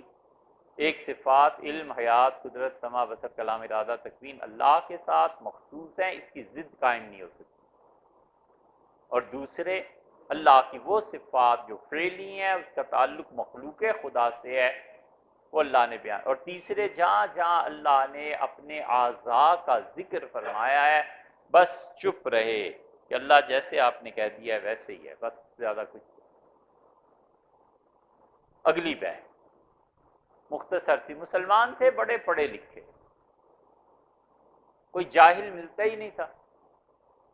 خدا نے پیسہ اتنا دیا تھا کہ زکوٰۃ قبول کرنے کے لیے کوئی آدمی نہیں ملتا تھا شہروں میں. افریقہ سے رپورٹ آئی اور عمر بن عبدالعزیز رحمۃ اللہ علیہ کو افریقہ کے گورنر نے لکھا کہ حضرت پورے صوبوں کے صوبے دیکھ لیے کوئی آدمی زکوٰۃ کا مستحق ملا ہی نہیں، اتنا مال ہے، کیا کریں. عمر بن عبدالعزیز رحمۃ اللہ نے لکھا کہ زکوٰۃ کا ایک مصرف یہ بھی ہے کہ انسانوں کو آزادی دلائی جائے. مارکیٹ میں جاؤ اور جو غلام ہے نا بکنے مارکیٹ میں، جو عورتیں مرد آئے ہوئے ہیں انہیں خریدو اور اللہ کی راہ میں آزاد کر دو، زکوٰۃ اٹھاؤ. پڑھے لکھے بھی اتنے پڑھے لکھے تھے مسلمان کہ واقعہ کئی بار سنایا، شاید اس سے کسی نے نہ سنا ہو تو وضاحت ہوگی. حاکم نیشاپوری رحمۃ اللہ بڑے آدمی تھے، حاکم کا بڑا مقام تھا. حاکم میں ایک مرتبہ ایک بیماری ہو گئی اور سر سے پاؤں تک جسم سارے کا سارا پھوڑوں سے بھر گیا، اور اتنے زیادہ چہرے پہ بھی اور ہر جگہ جسم میں ہو گئے کہ ہفتے میں ان کی ایک مجلس ہوتی تھی، انہوں نے پردہ لٹکا دیا کہ لوگ مجھے نہ دیکھیں. اتنا زیادہ جسم پھول گیا. تو کئی ہفتے گزرے علاج سے کچھ فائدہ نہیں ہو رہا تھا، تو ایک دن ہفتہ وار مجلس ہوئی تو ایک رکا آیا، ایک لڑکی نے رکا لکھا اور امام نے پڑھا، حاکم رحمۃ اللہ علیہ نے۔ یہ جو لوگ ہمارے ہاں کہتے ہیں نا کہ حاکم شیعہ تھے، یہ بات غلط ہے بھائی، تحقیقی طور پہ معلوم ہے کہ حاکم شیعہ نہیں۔ آگے چل، اس کا رکا انہوں نے پڑھا، سوال جواب تھے نا۔ اس لڑکی نے لکھا کہ حضرت میں ہمیشہ آپ کی مجلس میں آتی ہوں اور تہجد گزار خدا کی بندی ہوں، اور مجھے بڑا دکھ تھا آپ کے متعلق کہ آپ ہمارے استاد ہیں، تو میں اللہ سے دعا مانگتی رہی کہ اللہ اس مشکل کو ہٹا دے، ہم ان کو دیکھ سکیں، ان سے بات کر سکیں۔ تو میں ایک تہجد پڑھ کے سوئی تو حضرت رسالت پناہ صلی اللہ علیہ وسلم کو خواب میں دیکھا، تو میں روئی۔ تو فرمایا بیٹی کیا بات ہے؟ میں نے کہا ہمارے استاد ہیں حاکم، اور ان کے ساتھ یہ مسئلہ پیش آ گیا ہے، پردہ لٹکا دیا گیا ہے اور ان کا علاج کوئی کارگر ثابت نہیں ہو رہا۔ تو رسول اللہ صلی اللہ علیہ وسلم نے فرمایا کہ حاکم سے کہنا کہ محلے میں پانی کی بڑی تکلیف ہے اور لوگوں کے لیے پانی کا بندوبست کرے، اس کی شفا اس میں۔ تو انہوں نے رکا پڑھا اور اٹھے اور کہنے لگے میں اس پہ عمل کر لیتا ہوں۔ حضور صلی اللہ علیہ وسلم فرمایا محلے میں ایک جگہ تھی اور وہاں جا کر انہوں نے کہا کنواں کھودو۔ بس وہ جتنا جتنا کنواں کھودتے گئے اور پانی نکل آیا اور لوگ لیتے گئے، حاکم رحمۃ اللہ علیہ کی وہ ساری بیماری آہستہ آہستہ خشک ہوتی رہی اور ختم ہو گئی۔ حاکم اتنے بڑے آدمی تھے کہ رسول اللہ صلی اللہ علیہ وسلم کی نگاہ میں تھے۔ حاکم کہتے تھے میں اپنی جوانی میں نیشا پور پڑھنے گیا تو کتابیں، سامان، جیسے اسٹوڈنٹ لائف ہو، ساری چیزیں، تو کلی دو آئے اور انہوں نے کہا کہ میں آپ کا سامان ہم اٹھا دیں؟ ہم نے کہا اٹھا لو۔ اجرت طے ہوئی، کلی سامان لے کے چلنے لگے تو دو کلی جہاں طے تھا کہ میں نے ٹھہرنا ہے، راستے میں ایک کہتا ہے قرآن کی فلاں آیت کی تفسیر کیا ہے، دوسرا کہتا ہے اس کی تفسیر یہ ہے، وہ کہتا ہے نہیں نہیں اس کی تفسیر یہ نہیں یہ ہے، دونوں قرآن کی تفسیر پہ بحث کر رہے۔ کہتے ہیں میں نے انہیں سنا اور تھوڑی دیر آگے میں نے کہا یہ میرا سامان رکھتے، انہوں نے رکھ دیا۔ ان کا کیا ہوا؟ میں نے کہا آپ تو بڑے علماء دین معلوم ہوتے ہیں، قرآن کی تفسیر اور بحث کر رہے ہیں، اتنی شاندار بحث، تو غالباً آپ اپنے معاشی حالات بدحالی کی وجہ سے یہ مزدوری کرنے آئے ہیں، تو میں ویسے ہی پیسے آپ کو دے دیتا ہوں، آپ نہ سامان اٹھائیں۔ تو ہنسے، انہوں نے سامان اٹھا لیا، ان کا لڑکے چل جدھر جانا ہے۔ میں نے کہا مجھے بتائیں تو صحیح قصہ کیا ہے؟ تو انہوں نے جا کے سامان رکھا اور کہنے لگے کہ اس شہر میں کلی، سبزی فروش، دودھ بیچنے والا کون سا ایسا ہے جو قرآن کی تفسیر نہ جانتا ہو؟ کب سب جانتے ہیں۔ میں نے کہا تمہارے علماء؟ اس نے کہا سبحان اللہ، علماء تمہارے شہر کے ایسے ہیں کہ شام کو جب ہم انہیں سننے جاتے ہیں نا تو ان کے علم کی تعظیم میں ہم بیٹھ نہیں سکتے، اتنے بڑے لوگ ہیں، جو بیان کرتے ہیں تو پتہ چلتا ہے علم کیا چیز ہے۔ یہ حال تھا، سب پڑھے لکھے لوگ ہوتے، ابتدائی تعلیم سب کی دے دی، جو ضروری چیزیں ہیں پڑھا دی، اب معاش کے لیے جاؤ، ریڑھی لگاؤ، کلی بنو، کچھ کرو، وہ تمہارا الگ مسئلہ ہے، لیکن تعلیم بنیادی طور پہ ہونی چاہیے۔ اس علمی معاشرے میں بحث چھڑی ہے۔ دوسری بات ہے جو آپ سے عرض کر رہے ہیں کہ اللہ کا ہاتھ کیا ہے، اللہ تعالیٰ کا چہرہ کیا ہے، اللہ کی انگلیاں کیا ہیں، اللہ اپنا پاؤں جہنم پہ رکھ دے گا، اللہ کا پاؤں کیا ہے۔ یہاں سے علم کلام کا دوسرا پرت کھلا، اور ہے یہ بھی ٹھیک۔ انہوں نے کہا چھوڑو لوگوں کو وہ جو پہلا عقیدہ جو اصل ہے ہمارا، اور وہی رہنا چاہیے، اور وہی ماتریدیہ کا عقیدہ ہے۔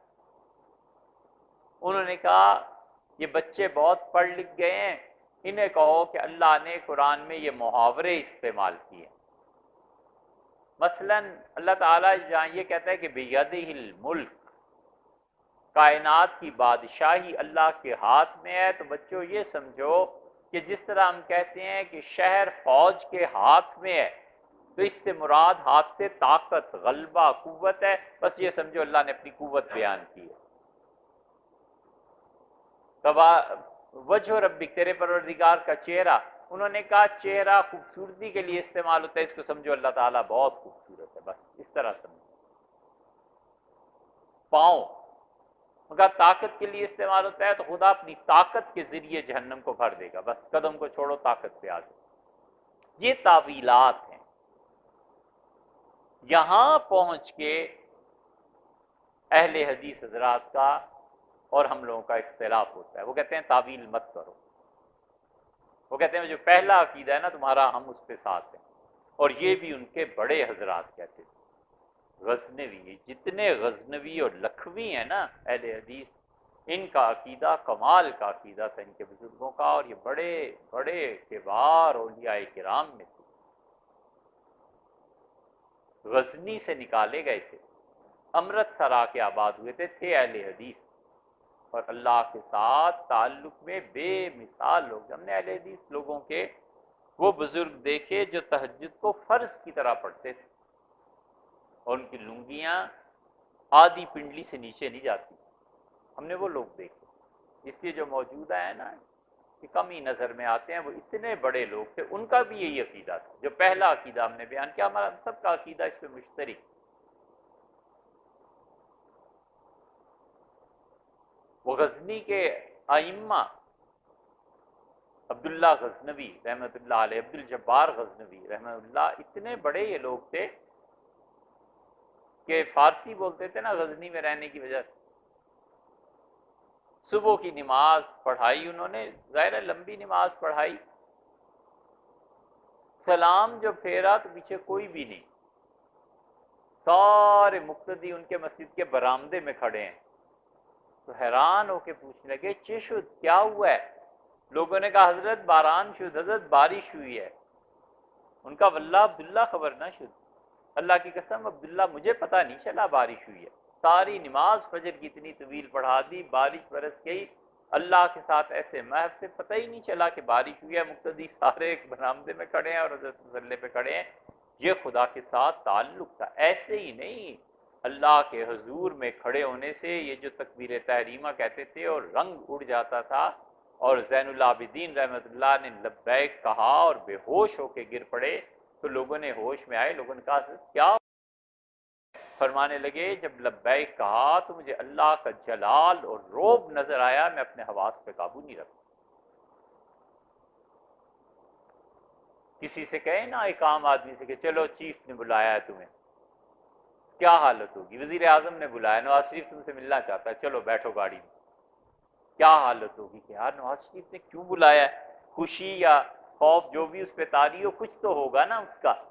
انہیں اللہ کا استحضار اتنا تھا، خدا کی بارگاہ میں کھڑے ہونے کانپتے تھے کہ کس جگہ پہ کھڑے. جہنم، جنت، یہ چیزیں. یہ غزنی کے یہ نقشبندیہ سلسلے میں بیعت بھی کرتے تھے. لکھوی، یہ معین لکھوی اور یہ اور وہ انڈیا میں جو دبئی میں دھماکہ اور یہ وہ اس میں بھی ان کا نام آتا ہے. ان کی اولاد میں سے یہ لکھوی بھی اپنے عقیدے کے بڑے تھے. تو اس لیے دوسرے درجے کا عقیدہ یہ ہے کہ ہم کہتے ہیں کہ اللہ کی جتنے بھی ان چیزوں کا ذکر کیا گیا اس کی تعویل کیجیے، لوگوں کو سمجھانے کے لیے یہ کہیے تبارک الذی بیدہ الملک، بڑی برکت والی ہے وہ اللہ کی ذات جس کے ہاتھ میں بادشاہی ہے. ایک ترجمہ بڑی برکت والی ہے اللہ کی ذات جس کے قبضے میں پوری کائنات ہے. دوسرا ترجمہ فرق پڑ گیا نا. یہ دوسرا ہے تعویلات کا. وہ کہتے ہیں مت تعویل کرو، ہم کہتے ہیں تعویلات بھی ہو سکتی ہیں، چل رہے ہیں. دو درجے ہو گئے عقیدے کے. تیسرا درجہ جو بدعت اور گمراہی ہے، وہ گمراہی یہ ہے کہ اللہ کے لیے اپنے جیسے اعضاء کو ثابت کرنا. جیسے میری انگلیاں ہیں ویسی اللہ کی بھی انگلیاں ہیں، لیکن میں اسے سمجھ نہیں سکتا. معاذ اللہ، استغفر اللہ. اللہ عرش پہ ہے اور عرش پہ جم کے بیٹھا ہوا ہے. ہم کہتے ہیں اللہ نے عرش کو بنایا ہے اور پروردگار عالم جہاں وہاں ہی ہے جہاں پہلے تھا. ایک صاحب نے ہم سے کہا کہ اللہ عرش پہ ہے، تو ہم نے کہا سیدھی سی بات ہے یار، عرش مخلوق ہے یا خالق ہے؟ سوچ پہ پڑ گئے. ہم نے کہا اگر خالق مانو تو شرک لازم آتا ہے. مخلوق ہے نا، اللہ نے بنایا ہے نا عرش کو. کہنے لگے ہاں اللہ نے بنایا. ہم نے کہا اللہ نے جب نہیں بنایا تھا تو اس وقت کہاں تھا؟ کہنے لگے کہیں ہو گئی. ہم نے کہا اب بھی وہیں، یا اس وقت اب بھی وہیں، عرش سے پہلے بھی تھا اور عرش کے بنانے کے بعد بھی. اس پہ یہ بحث کرتے ہیں یہ سعودیز جو اب عقیدہ پڑھاتے ہیں، کہتے ہیں بائن عن خلقہ، اپنی مخلوق سے جدا ہے، قائن عن عرشہ، اپنے عرش پہ بیٹھا ہوا ہے. پھر ان کے بچے جب پوچھتے ہیں نا کہ اللہ بڑا ہے یا عرش بڑا ہے، اللہ 4 انگلی عرش سے باہر ہے کہ اندر ہے، استغفر اللہ، اس قسم کے گمراہانہ سوالات جب بچے کرتے ہیں نا تو پھر پہنچ کے چپ ہو جاتے ہیں. اسی لیے ابن جوزی نے لکھا ہے کہ حنبلیو، تم نے 2 معاملات میں وہ کالک ملی اپنے چہرے پہ کہ سمندروں کا پانی نہیں دھو سکتا، ایک اللہ کی صفات کے مسئلے میں اور ایک یزید کی حمایت کے مسئلے میں. جتنے سعودی علماء ہیں بڑے بڑے لوگ یزید کی تعریف کرتے ہیں، سیدنا حسین رضی اللہ عنہ کو مرتبے سے گراتے ہیں، کہتے ہیں تابعی تھا، بچہ تھا، اور یزید کی حمایت کرتے ہیں کہ یزید امیر المومنین. اور ایسے تھا ابن جوزی نے یہ 5ویں 6ٹھی صدی میں لکھا تھا کہ حنبلیو، یہ 2 تم نے کالکیں ایسی منہ پہ ملی ہیں کہ سمندروں کا پانی نہیں دھو. حد ہو گئی. سیدنا علی رضی اللہ عنہ کو گراتے ہیں اور ان کے مخالفین کو چڑھاتے ہیں. حسن اور حسین رضی اللہ عنہ سے نفرت کا ایک طرح کا اظہار کرتے ہیں، اور یزید اور حجاج ابن یوسف ان کی تعریف کرتے ہیں. حجاج ابن یوسف اتنا ظالم آدمی تھا، صحابہ کرام رضی اللہ عنہ کی ہاتھوں پر مہریں لگوا دی، انس رضی اللہ عنہ کی گردن پر عبداللہ ابن زبیر کو شہید کر دیا. یہ سب حجاج کے کرتوت ہیں، سیاہ کرتوت ہو جگہ سارا. صحابہ رضی اللہ عنہ کا جانی دشمن، حضرت رسالت پناہ صلی اللہ علیہ وسلم کی توہین کرنے والے. اسی لیے عبداللہ ابن مسعود رضی اللہ عنہ کے شاگردوں کو اس نے قتل کروایا، اور عبداللہ ابن مسعود رضی اللہ عنہ کے تقریباً سارے شاگرد کہتے تھے یہ حجاج کافر. ایک صحابی رضی اللہ عنہ آئے برا رضی اللہ عنہ سے غالباً، تو حکمران وقت گورنر بیٹھا، کہتا ہے جائیکم محمدی کم ھذا، یہ تمہارا محمدی آ گیا ہے. صحابی رضی اللہ عنہ حیران رہ گئے اور کہنے لگے مجھے نہیں پتا تھا کہ اس امت پہ یہ بھی وقت آ جائے گا کہ حضور صلی اللہ علیہ وسلم کی صحبت میں بیٹھنا تانے کی چیز بن جائے گا. تانا مجھے دیتے ہو کہ یہ محمدی ہے، حضور صلی اللہ علیہ وسلم کو اس نے دیکھا ہے. یہ حال ہو گیا تھا. اس لیے یہ جو اب وہابی ہیں نا سعودی، یہ سب عقیدے کی بحث چھیڑیں گے اور کہیں گے اللہ عرش پہ. کیوں ان چیزوں میں پڑھتے ہو یار؟ کیوں ان مباحث کو چھیڑتے ہو؟ یہ وہ چیز ہے. اسی لیے تحقیق کر لینا، ہمیں نہیں معلوم، لیکن انٹرنیٹ پہ کون ہے یہ حرمین شریف کا ان کے ائمہ میں سے ہیں، انہوں نے اسی لیے اپنے بیٹے کا نام یزید رکھا. امت میں کوئی اپنے بچے کا نام یزید نہیں رکھتا، نفرت کی وجہ سے. اور امام حرم ہے، پتہ نہیں اس دن کسی اور نے بھی دکھایا اور ایک یہاں بھی ہے، حنزلہ سے پوچھتا، اسے اپنے بچے کا نام ہی یزید رکھا ہے. شریم غالباً وہی ہے، تحقیق کر لینا. جو ان کے قوائف آئے ہوئے ہیں اور جو چیزیں، انہوں نے اپنے بچے کا نام ہی یزید رکھا ہے، محض اس لیے کہ شیعہ. ارے یار ہم بھی شیعت کے ضد میں ہیں، ہم بھی اہل سنہ میں سے ہیں، ہم بھی اصول کی بحث کرتے ہیں، لیکن اتنی بھی کیا بے حیائی آدمی میں ہو کہ جن کو امت نے مجموعی طور پہ مسترد کیا ہے آپ ان لوگوں کے نام لیں، اس کو زندہ کریں، اپنی اولادوں کے نام رکھیں. حد ہو گئی. اس لیے اللہ کی جو تیسری طرح کی چیزیں ہیں نا، ہاتھ اور وغیرہ وغیرہ، ان میں پہنچ کے یہاں پہ گمراہی بھی شروع ہو جاتی ہے. اور اللہ کی جتنی صفات ہیں، کمال کی بات حضرت شاہ ولی اللہ رحمۃ اللہ نے لکھی ہے، اس کو سمجھ لینا چاہیے اور زندگی میں اپنا معمول بنا لینا چاہیے. آفرین ہے شاہ ولی اللہ رحمۃ اللہ علیہ پہ. حجت اللہ البالغہ کا وہ حصہ ہم نے بڑی تفصیل سے ریکارڈ کروایا ہے پورا. سورہ آل عمران ہے،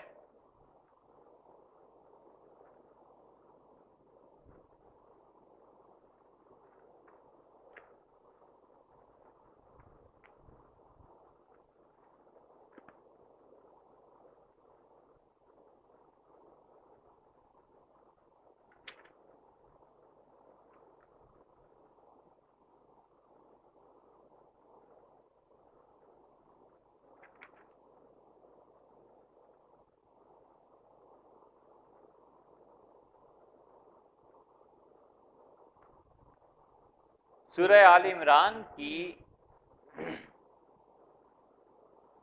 7ویں آیت اللہ تعالیٰ فرماتے ہیں هو الذی انزل علیک الکتاب، اللہ ہی کی ذات ہے جس نے اے نبی صلی اللہ علیہ وسلم آپ پہ اپنی کتاب کو نازل کیا۔ آسان بات سمجھ میں آتی۔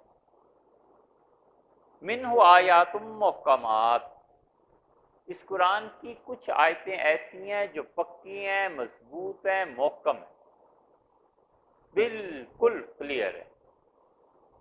مثلا اللہ کہتا ہے کہ اربعۃ اشہر و عشرہ، عورت عدت گزارے گی 4 مہینے 10 دن، نہ 9 دن ہو سکتے ہیں نہ 11 دن ہو سکتے ہیں، پکی بات ہے 4 مہینے 10 دن، بس ختم ہوئی بات۔ اللہ فرماتے ہیں ثم اتموا الصیام الی اللیل، اور لوگوں روزہ مکمل کرو رات تک، رات کی حدود شروع ہوں، تمہارے روزے کی حدود ختم ہو جائے۔ اہل تشیع کہتے ہیں رات تک جو کہا ہے تو اس کا مطلب ہے رات سیاہی چھا جائے،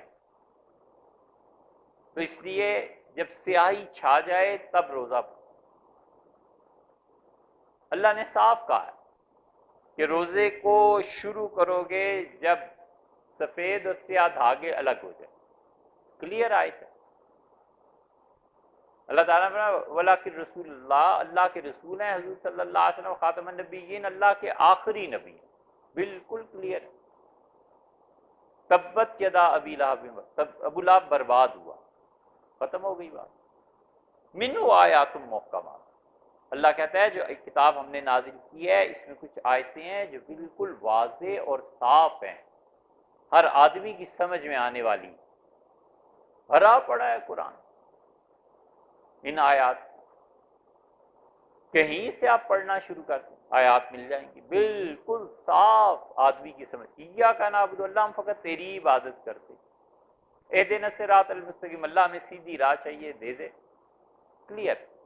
وَأُخَرَ مُتَشَابِهَاتٌ، اللہ فرماتے ہیں ہن ام الکتاب، یہ جو محکم آیات ہیں نا، جو بالکل کلیئر ہیں، جو بالکل واضح ہیں، ام الکتاب، لوگوں یاد رکھو یہ قرآن اصل میں، اس قرآن کا اصل، کہتے ہیں نا ماں کو، کیونکہ ماں بچے کی اصل ہوتی ہے نا، بچے کا وجود اسی سے دنیا میں آتا ہے، اس لیے اللہ نے فرمایا ہن ام الکتاب، یہ جو کلیئر آیات ہے نا یہ اصل دین ہے۔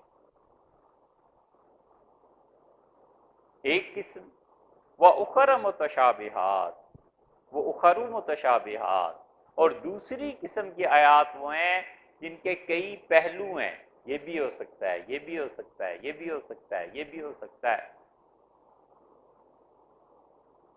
محکم آیات اور متشابہ آیات۔ فَأَمَّا الَّذِينَ فِي قُلُوبِهِمْ زَيْغٌ، جن لوگوں کے دلوں میں ٹیڑھا پن ہے، جن لوگوں کے دلوں میں شرارت ہے، جن لوگوں کے دل ٹیڑھے ہیں، جن لوگوں کی نیتیں فاسد، خراب اور برباد ہیں، فَيَتَّبِعُونَ مَا تَشَابَهَ مِنْهُ، وہ ان آیتوں کی تشریح کرنا چاہتے ہیں جو ہم نے متشابہ رکھی ہیں، جس کو ہم نے کلیئر نہیں کیا، ابتغاء الفتنہ، وہ چاہتے ہیں کہ میری مخلوق کو آزمائش میں ڈالیں، وابتغاء تاویلہ، اور وہ چاہتے ہیں کہ اصل حقیقت کا کھوج لگائیں، وما یعلم تاویلہ الا اللہ، اور اصل کھوج ان آیتوں کا اللہ کے علاوہ کوئی نہیں جانتا۔ اللہ نے کہا مت پڑھو ان آیات، مفسرین کو اٹھا کے یہاں پہ دیکھ لیجئے، مفسرین کہتے ہیں اللہ کی جتنی صفات ہیں نا، یہ چہرہ اور ہاتھ اور پاؤں اور پنڈلی اور ٹخنا اور یہ سب کی سب آیات متشابہات ہیں۔ اللہ کہتا ہے متشابہ آیتوں کے پیچھے نہ پڑنا، اس کی وہی تفسیر جاننا چاہتے ہیں جن کے دل ٹیڑھے ہیں، فَيَتَّبِعُونَ مَا تَشَابَهَ مِنْ ابْتِغَاءِ الْفِتْنَةِ وَابْتِغَاءَ تَأْوِيلِهِ، وہ چاہتے ہیں کہ اصل حقیقت کا کھوج لگائیں، اصل حقیقت تک پہنچیں، وما یعلم تاویلہ الا اللہ، اور اللہ کے علاوہ ان آیتوں کی اصل کوئی نہیں جانتا، والراسخون فی العلم، اور جنہیں ہم نے علم دیا ہے، جنہیں ہم نے اپنا بندہ علم والا بنایا ہے، یقولون، وہ سیدھا سادہ جملہ کہتے ہیں کہ آمنا بہ، ہم ایمان لائے اللہ، جو تو نے بیان کیا ہے، ہاتھ ہے کہ پاؤں ہے کہ کیا ہے اور کیا نہیں ہے، جو کچھ تیری صفات ہیں سب پہ ایمان لاتے، کل من عند ربنا، سب کی سب چیزیں ہمارے پروردگار نے نازل کی ہیں، وما یذکر الا اولو الالباب، اور اس میری بات سے اللہ کہتا ہے وہی لوگ سمجھتے ہیں جو عقل والے ہیں، اور وہ ہم سے مانگتے ہیں اور کہتے ہیں ربنا لا تزغ قلوبنا بعد اذ ہدیتنا، اے اللہ جب تو نے کہہ دیا ہے کہ ہم نے ان آیتوں کی تحقیق نہیں کرنی جو متشابہ آیتیں ہیں، تو اے پروردگار ہمارے دلوں کو ہدایت سے نہ پھیر کے کہ ہم اس گمراہ طبقے میں شامل نہ ہو جائیں، وَهَبْ لَنَا مِن لَّدُنكَ رَحْمَةً، اور اللہ اپنی رحمت ہمارے شامل حال فرما، إِنَّكَ أَنتَ الْوَهَّابُ، بلا شبہ تو دینے والا۔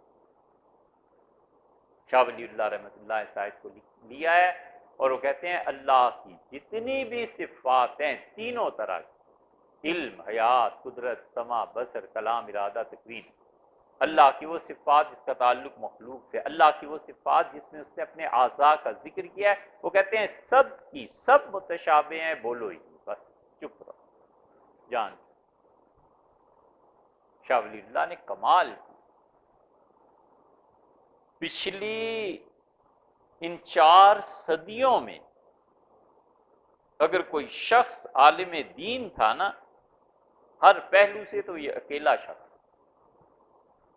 اتنا وزنی آدمی ہے کہ پورے دیوبند اور بریلی اور ندوۃ العلماء اور کون کون سب کو پلڑے میں ڈالو، شاہ صاحب رحمۃ اللہ علیہ سب سے بڑے، ہر پہلو سے ایسا ہیرا ہے کہ سمجھ نہیں آتی بندہ گہرا کتنا ہے، جو اس سمندر میں گیا ہے اور گھسا ہے، جتنا تیر کے گیا ہے اتنے ہی کی خبر لاتا ہے۔ شاہ صاحب علم کلام میں امام، شاہ صاحب شریعت میں امام، تفسیر میں امام، حدیث میں، شاہ صاحب کی کیا اس آیت کے تحت لیا ہے اس کو، اور حجت اللہ البالغہ میں کہتے ہیں اللہ کی جتنی بھی صفات ہیں سب کی سب متشابہ ہیں، ہم کچھ نہیں جانتے، ہم اتنا جانتے ہیں کہ آمنا بے، ہم اللہ ان تیری صفات پہ ایمان لائے، کل من عند ربنا، اور سب کی سب چیزیں اللہ سے، بس یہ ہے۔ اس لیے یہ جو آیت ہے نا جہاں فرمایا هو الاول والآخر، اللہ ہی کی ذات ہے اول بھی، جب کچھ نہیں تھا، یہ کائنات، یہ زمان و مکان کچھ نہیں تھے، انسانی عقل سوچ نہیں سکتی، کیونکہ ہم اپنے زمان و مکان سے باہر نہیں نا نکل سکتے، ہم ٹائم کو کراس نہیں کر سکتے، اور ٹائم کو کراس کرتے ہیں۔ ٹائم ایسی چیز ہے جس میں ٹریولنگ ہوتی ہے، یورپ میں اب یہ آ رہا ہے، یہ ہم نے ایک جگہ بیان کیا تو کئی بچوں نے ہمیں کہا کہ اب فلمیں ایسی بن رہی ہیں، ہم نے کہا اچھا بھی ہمیں بھی دکھانا کیا بنی، وہ دکھائی ہی نہیں، ایک سے زیادہ اصرار کیا تو اس نے کہا آپ اس ٹائپ کے بندے نہیں، میں نے کہا اچھا چلو، سنا ہے اب یورپ میں ایسی چیزیں آنے لگی ہیں کہ ٹائم کی ٹریولنگ دکھاتے ہیں، ٹائم میں ٹریولنگ ہوتی ہے، یہ عین ممکن ہے کہ ایک آدمی 2000 سال پیچھے چلا جائے، عین ممکن ہے کہ ایک آدمی آج سے 4000 سال آگے جا کر کوئی چیز لے آئے، ہوتی ہے۔ اور خاص طور پہ صوفیہ کا یہ میدان ہے، علامہ اقبال یہاں پہنچ کے اٹک گئے تھے، اور علامہ نے اس پہ خط لکھا ہے گولڑا شریف۔ پیر میر علی شاہ صاحب رحمۃ اللہ کو کون جانتا ہے، وہ کتنے بڑے آدمی تھے، اس سنگلاخ زمین پہ پیدا ہوئے جہاں پر لوکاٹ اگتے ہیں، گودا کم اور بیج زیادہ۔ حضرت کو خط لکھا انہوں نے کہ حضرت یہ سمجھائیں، سید سلیمان ندوی رحمۃ اللہ کو خط لکھا، اور ٹونک ریاست میں خط لکھا کہ مجھے اس مسئلے پہ سمجھائیں، کیونکہ میں پچھلی مرتبہ جب انگلینڈ گیا تھا اور میں نے لیکچر دیا تھا تو وہاں کے لوگوں نے جو اہل ذوق تھے بہت اپریشیٹ کیا میرے لیکچر کو، تو میں چاہتا ہوں اس مرتبہ لیکچر دوں تو اس پہ۔ پھر میرے علی شاہ صاحب رحمۃ اللہ خط رکھ دیا، پھر علامہ نے دوبارہ لکھا تو انہیں خادم کو لکھا کہ انہیں کہو اب میری حالت ایسی نہیں رہی کہ میں بیان کروں۔ حضرت کی حالت بس آخری 2-3 سال میں یہ ہو گئی تھی کہ روتے رہتے تھے، بس چپ آنسو ٹپکتے رہتے تھے، وہ مدارج اور وہ عروج اور وہ جو چیزیں ظاہر ہوتی تھی اس کائنات کے اسرار، چپ ہو گئے۔ اسی لیے کہتے ہیں نا کہ آرا کے خبر شد خبرش باز نہیں آئے. مصیبت یہ ہے کہ جس کو خبر ہو جاتی ہے نا پھر اس کی خبر نہیں آتی، جس کو کچھ پتہ چل جاتا ہے نا پھر اس کا پتہ نہیں چلتا. علامہ اقبال کی بھی اپنی حالت یہی ہو گئی کہ آخری سالوں میں ایک دھوتی ایک بنیان پہن کے سارا دن درخت کے سائے میں بیٹھے رہتے تھے، گھر میں روتے رہتے. اس لیے ٹائم میں ٹریولنگ ہوتی ہے. بہت چیزیں لکھی، صحیح بخاری میں ایسی روایات آئی. ٹائم اگر ایکسپینڈ نہ ہو جائے تو چیزیں ممکن ہی نہیں. حضرت داؤد علیہ السلام کے متعلق حضور صلی اللہ علیہ وسلم فرمایا، داؤد اپنے نوکر کو کہتے تھے میرا گھوڑا تیار کرو. جتنی دیر میں وہ گھوڑا تیار کرتا ہوگا، لاتا ہوگا، کاٹھی اس کی ڈالتا ہوگا، وقت لگتا ہوگا نا کیا کچھ.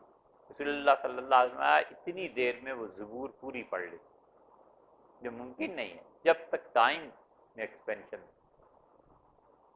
بخاری میں آیا حضرت سلیمان علیہ السلام نے کہا، شہزادے تھے سلیمان علیہ السلام، اللہ نے بڑا مرتبہ دیا تھا. اللہ نے کہا سلیمان یہ سب چیزیں تجھے دیتے ہیں، فمنن او امسک، احسان کر لوگوں پہ، دے دے خیرات میں، اپنے پاس سنبھال کے رکھ لے بغیر حساب، تیرا تو کوئی حساب لینا ہی نہیں، تجھ سے کوئی پوچھ نہیں. سلیمان علیہ السلام تو شہزادے تھے، بڑا مرتبہ اور مقام تھا اللہ کے یہاں. اللہ کہتا ہے مقدمہ آیا اور داؤد نہیں سمجھ سکے، فَفَهَمْنَاهَا سلیمان، ہم نے سلیمان کو سمجھایا کہ یہ مقدمہ ایسے فیصلہ کرنا ہے، تو بیٹا باپ سے بڑھ گیا. بہت چیزیں سلیمان علیہ السلام کے متعلق آتی ہیں. ایک مرتبہ آئے، جہاد کہیں تھا، کچھ تھا، فرمانے لگے میں آج 100 عورتوں کے پاس رات کو جاؤں گا اور اللہ مجھے 100 بیٹے دے گا اور 100 بیٹوں کو میں اللہ کی راہ میں فوجی بناؤں. ایک فرشتہ بھی تھا ساتھ، اس کا حضرت انشاءاللہ کہہ لیجیے، تو انہوں نے انشاءاللہ نہیں کہا. حضرت رسالت پناہ صلی اللہ علیہ وسلم فرمایا کہ ایک عورت سے بچہ ہوا اور وہ بھی ناکارہ. حدیث ہے پوری. یہ 100 عورتوں کے پاس ایک رات میں جانا، اور پھر یہ کیسے ممکن ہے جب تک کہ ٹائم میں ایکسپینشن نہ. خود حضور صلی اللہ علیہ وسلم جو معراج میں گئے ہیں تو ٹائم کی ٹریولنگ ہے. ہوا کیا؟ حضرت رسالت پناہ صلی اللہ علیہ وسلم دیکھا سود ہے، یہ عذاب ہو رہا ہے، فلاں ہے یہ عذاب ہے، فلاں یہ عذاب ہو رہا ہے. ارے حضرت عذاب کن کو ہو رہا ہے؟ کون ہے وہ لوگ جنہیں عذاب ہو رہا ہے؟ اس امت کے لوگ. تو امت تھی کتنی، صحابہ کرام رضی اللہ عنہ بھی تو تھے، تو کیا صحابہ رضی اللہ عنہ کو عذاب ہوتے ہوئے دکھایا گیا؟ کون تھے جن کو خون کی نہر ہے، یہ ہے یہ ہے؟ یہ سوال اٹھتا ہے نا. اصل جواب ابن عربی رحمۃ اللہ نے دیا. وہ کہتے ہیں کہ حضور صلی اللہ علیہ وسلم جس سال سن اور مہینے میں جس رات میں چیزیں دیکھ رہے تھے، اللہ نے ٹائم کو اٹھایا اور قیامت کے دن جو کچھ ہو رہا تھا اس کی تصویر ان کے سامنے رکھ دی، قیامت کے ٹائم تک لے گیا. انہوں نے قیامت کے دن کے مناظر لے. ٹائم اسی طرح اسپیس ہے، چیزوں کو اللہ اٹھاتا ہے، کہیں سے کہیں منتقل کر دیتا ہے. ایک آدمی یہاں بیٹھا ہوا ہے، وہ چاہتا ہے کہ تاج محل دیکھے، اللہ کے فرشتے انڈیا کے تاج محل کو یہاں لا کے دکھا دیتے ہیں کہ یہ دیکھو تاج محل لگی، خوش ہو، ٹھیک ہے. یہی ہوتا ہے. اس طرح تاج محل وہاں بھی ہے، اس کو اٹھا کر یہاں بھی لے آتے. حضرت رسالت پناہ صلی اللہ علیہ وسلم خود ہوا ہے، مسلم وغیرہ کی روایت میں آتا ہے. آپ نے جب معراج کا کہا نا تو کفار مکہ آ کے بیٹھ کے انہوں نے کہا ایک ہی رات میں مکہ سے آپ وہاں پہنچ کے بیت المقدس، اتنی دور؟ ہاں. ان کا اچھا آپ جو تو گئے، ظاہر میں تو آپ گئے نہیں، اب آپ دعویٰ کرتے ہیں تو ہم تو بارہا تجارت میں گئے ہیں، یہ بتائیے وہاں جو عمارت بنی ہے اس کی کھڑکیاں کتنی ہیں، دروازے کتنے ہیں؟ حضور صلی اللہ علیہ وسلم میری زندگی میں مشکل ترین وقت یہ آ گیا، میں اب ان کے سوال کا کیا جواب دوں؟ کوئی کہیں جاتا ہے تو کھڑکیاں دروازے تھوڑے ہی گنتا ہے. آپ نے فرمایا میں نے دیکھا کہ جبریل امین نے اس جگہ کو اٹھایا اور عقیل کے گھر کے اوپر لا کے اسے معلق کر دیا ہوا میں. مجھے کہا یہ ہے آپ جواب دیں. میں دروازے کی کھڑکیاں گنتا گیا, انہیں بتاتا گیا کیا.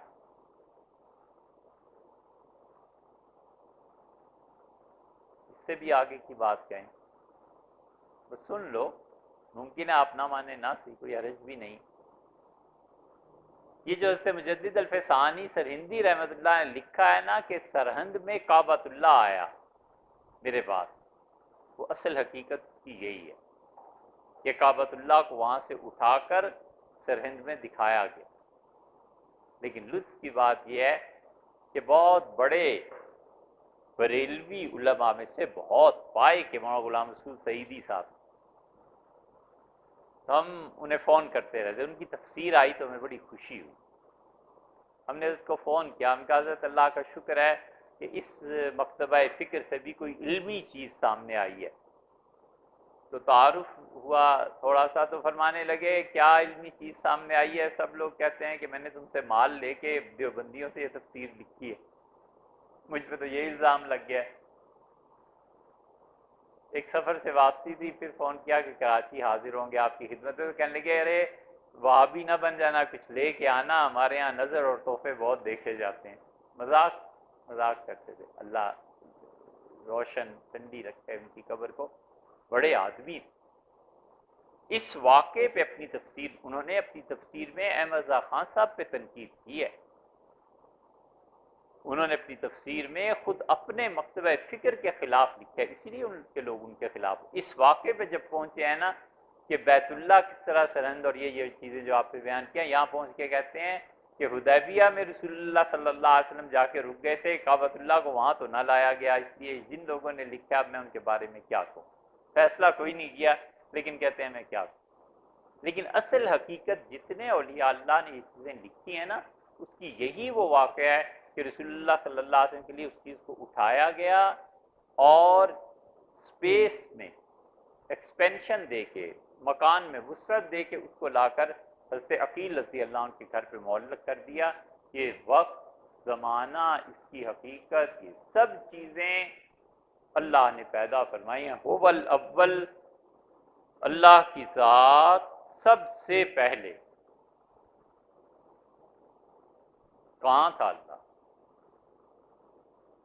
حضور صلی اللہ علیہ وسلم پوچھا گیا, صحابہ رضی اللہ اینہ کان ربنا, ہمارا پروردگار کہاں تھا؟ حضور صلی اللہ علیہ وسلم فرمایا بادلوں کے سائے میں, مشکل ترین احادیث میں.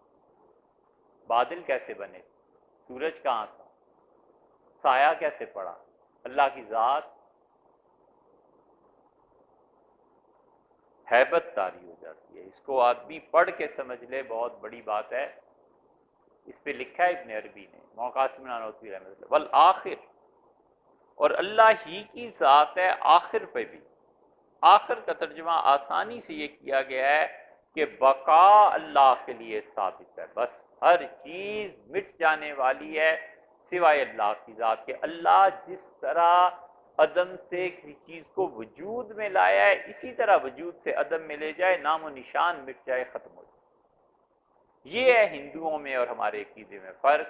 ہندو کہتے ہیں روح, مادہ, میٹر, اور ایشور, خدا, یہ تینوں چیزیں ہمیشہ سے ہیں اور ہمیشہ رہیں. وہ کہتے ہیں مادہ ہمیشہ سے ہے, میٹر, اور ہمیشہ رہے گا. وہ خود سے ہی ہے. ایک جڑی بوٹی ہوتی ہے, کیا کہتے ہیں ڈاکٹر صاحب, پیلے سے رنگ کی, درخت پہ چڑھ جائے تو درخت کو بالکل چوس کے آکاش پہ,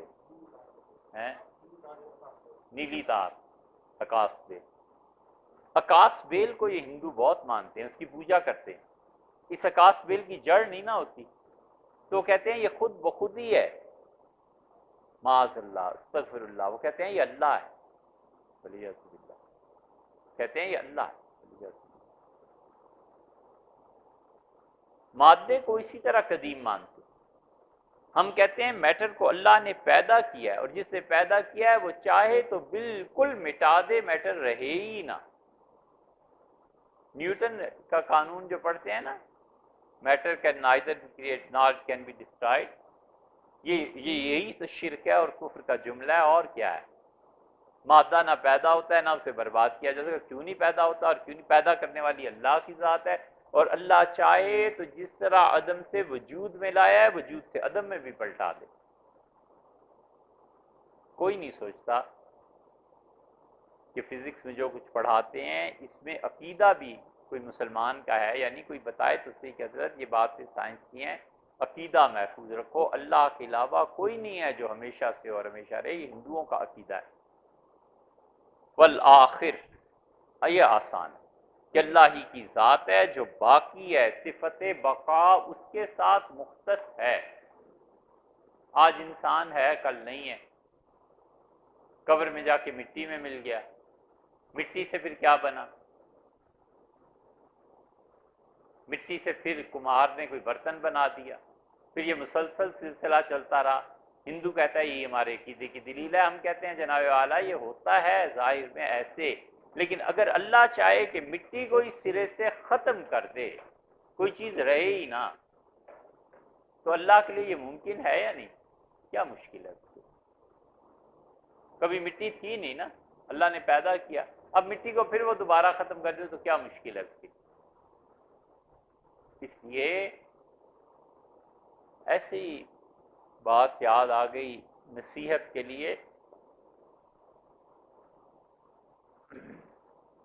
ایک آدمی معرفت کے درجات ہوتے ہیں، ایک آدمی نے گنگوہ میں وضو کیا اور پانی پیا، تو عثمان رشید احمد صاحب گنگوئی رحمۃ اللہ سے کہنے لگا کہ حضرت یہ پانی تلخ ہے، کڑوا ہے۔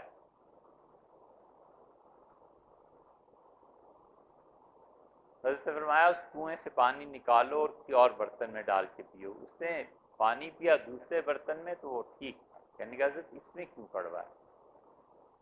ظہر کی نماز تھی، نماز پڑھائی حضرت نے اور بیٹھ کے اور فرمایا کلمہ طیبہ پڑھو جتنا جتنے ہو سکے۔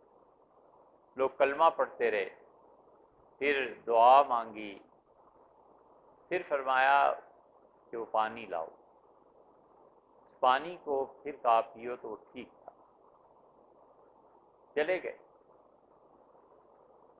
اس آدمی کو کھوج لگ گئی کہ یہ ہوا کیا ہے، تو حضرات میں بڑا اخفا تھا، ایسے ہی نہیں بات کرتے تھے، چپ۔ کسی نے پوچھا حضرت ہوا کیا ہے؟ فرمایا جب اس نے کہا کہ اس سے کوزے سے پانی کڑواہٹ والا ہے تو میں سمجھ گیا کہ یہ کسی قبر کی مٹی سے بنایا گیا ہے اور اس قبر پہ عذاب ہو رہا ہے، اسی لیے میں نے کہا دوسرے سے پیو، تو اس نے کہا کیونکہ ہمارے کنویں کا پانی تو کبھی خراب ہوا نہیں، تو فرمایا اس لیے ظہر کے بعد میں نے کہا کلمہ طیبہ پڑھو اور ایصال ثواب کیا، اللہ سے درخواست کی، وہ پانی میٹھا ہوا تو اس سے معلوم ہوا کہ عذاب قبر اٹھ گیا۔ ایسے بھی ہوتا ہے، اس لیے اس کائنات میں بندہ وہی ہے جو زبان بند رکھے اور آنکھیں کھول کے جیے۔ والآخر، اور اللہ کی ذات بقا اس کے لیے، والظاہر، 10واں نام ہے اللہ کا۔ ظاہر کا آسان ترجمہ یہ ہے کہ غالب ہے، اس کی حقیقت اس آیت کی نا جا نہیں سکتے، بس سمجھنا یہ کہ اتنے ہی کافی ہے۔ الظاہر، خدا کی ذات غالب ہے، قرآن خود اس لفظ کو ایسے ہی استعمال کرتا ہے۔ اللہ فرماتے ہیں عیسیٰ علیہ السلام کے حواریوں کے متعلق فَأَيَّدْنَا الَّذِينَ آمَنُوا، ہم نے مدد کی عیسیٰ علیہ السلام کے حواریوں کی جو ایمان لائے تھے، فَأَصْبَحُوا ظَاہِرِينَ، سو وہ غالب آ گئے، چھا گئے، اپنے دشمنوں کو قابو میں لے لیا۔ الظاہر، اللہ کی ذات وہ ہے جو غالب ہے، طاقت ہے ہر چیز، والباطن، یہ مشکل ہے، اور حق تعالی شانہ ایسا ہے جو لوگوں کے باطن کو جانتا ہے، بس سمجھانے کو ترجمہ کیا ہے، ورنہ یہ اللہ کی صفات ہیں، اور اللہ کی ساری صفات بقول شاہ ولی اللہ رحمۃ اللہ علیہ کے متشابہات میں سے وَهُوَ بِكُلِّ شَيْءٍ علیم، اور اللہ کی ذات ہر چیز کا علم رکھتی ہے۔ یہ 12واں نام اللہ کو باقی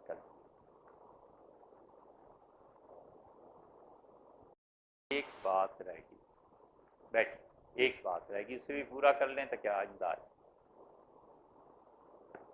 یہ جو آیت کریمہ ہے اللہ تعالیٰ نے فرمایا هو الاول والآخر والظاہر والباطن وهو بكل شيء علیم، یہ حدیث میں بھی آیا ہے، مسلم کی روایت میں آیا ہے، رسول اللہ صلی اللہ علیہ وسلم اللہ سے دعا مانگتے تھے اور یہ عرض کرتے تھے کہ اللہم انت الاول فلیس قبلک شیء، اللہ تو سب سے پہلے ہے اور تجھ سے پہلے کچھ نہیں، وانت الآخر فلیس بعدک شیء، اللہ تو سب سے آخر پہ ہے اور تیرے بعد کچھ نہیں، وانت الظاہر فلیس فوقک شیء، اللہ تو ظاہر ہے اور تجھ سے بلند کوئی چیز نہیں ہے، وانت الباطن فلیس دونک شیء، اور اللہ تو چھپا ہوا ہے اور تجھ سے زیادہ چھپی ہوئی کوئی چیز نہیں ہے، اقض عن الدین واغننا عن الفقر، اللہ میرے قرض کو چکا دے اور اے پروردگار فقر فاقے سے نجات دو۔ یہ دعا ہے، دوسری طرح بھی اس کو ہم نے لکھوا لیا، یہ آپ لیجئے، یہ یاد کیجئے گا، حضور صلی اللہ علیہ وسلم رات کو سونے سے پہلے اس دعا کو مانگا کرتے تھے۔ یہ دیکھیں صحیح مسلم کی روایت میں یہی آئے، ابن کثیر رحمۃ اللہ نقل کی ہے، ایک بزرگ تھے ابو صالح رحمۃ اللہ علیہ، ان کے شاگرد کہتے ہیں ان کے گھر کے لوگ کہ یامرنا اذا اراد احدنا ان ینام، ہم میں سے جب بھی کوئی سونا چاہتا تھا تو بچوں کو نصیحت کرتے تھے تو کہتے تھے ان یضطجع علی شق الایمن، دائیں کروٹ لیٹو، ثم یقول، اور وہ پھر بتاتے تھے کہ حضور صلی اللہ علیہ وسلم یہ کہتے تھے، یہ اصل میں ابو ہریرہ رضی اللہ عنہ کے شاگرد تھے نا، تو روایت پوری کہ رسول اللہ صلی اللہ علیہ وسلم یوں پڑھتے تھے بستر پہ لیٹ کے، اللہم رب السماوات والفرقان، رب السماوات، اللہم رب السماوات و رب الارض، اے پروردگار رب السماوات جو آسمانوں کا رب ہے، رب الارض اور زمین کا پروردگار ہے، رب العرش العظیم اور عرش عظیم کا پروردگار ہے، ربنا و رب کل شیء، اور ہمارے پروردگار و رب کل شیء، ہر چیز کے پالنے والے،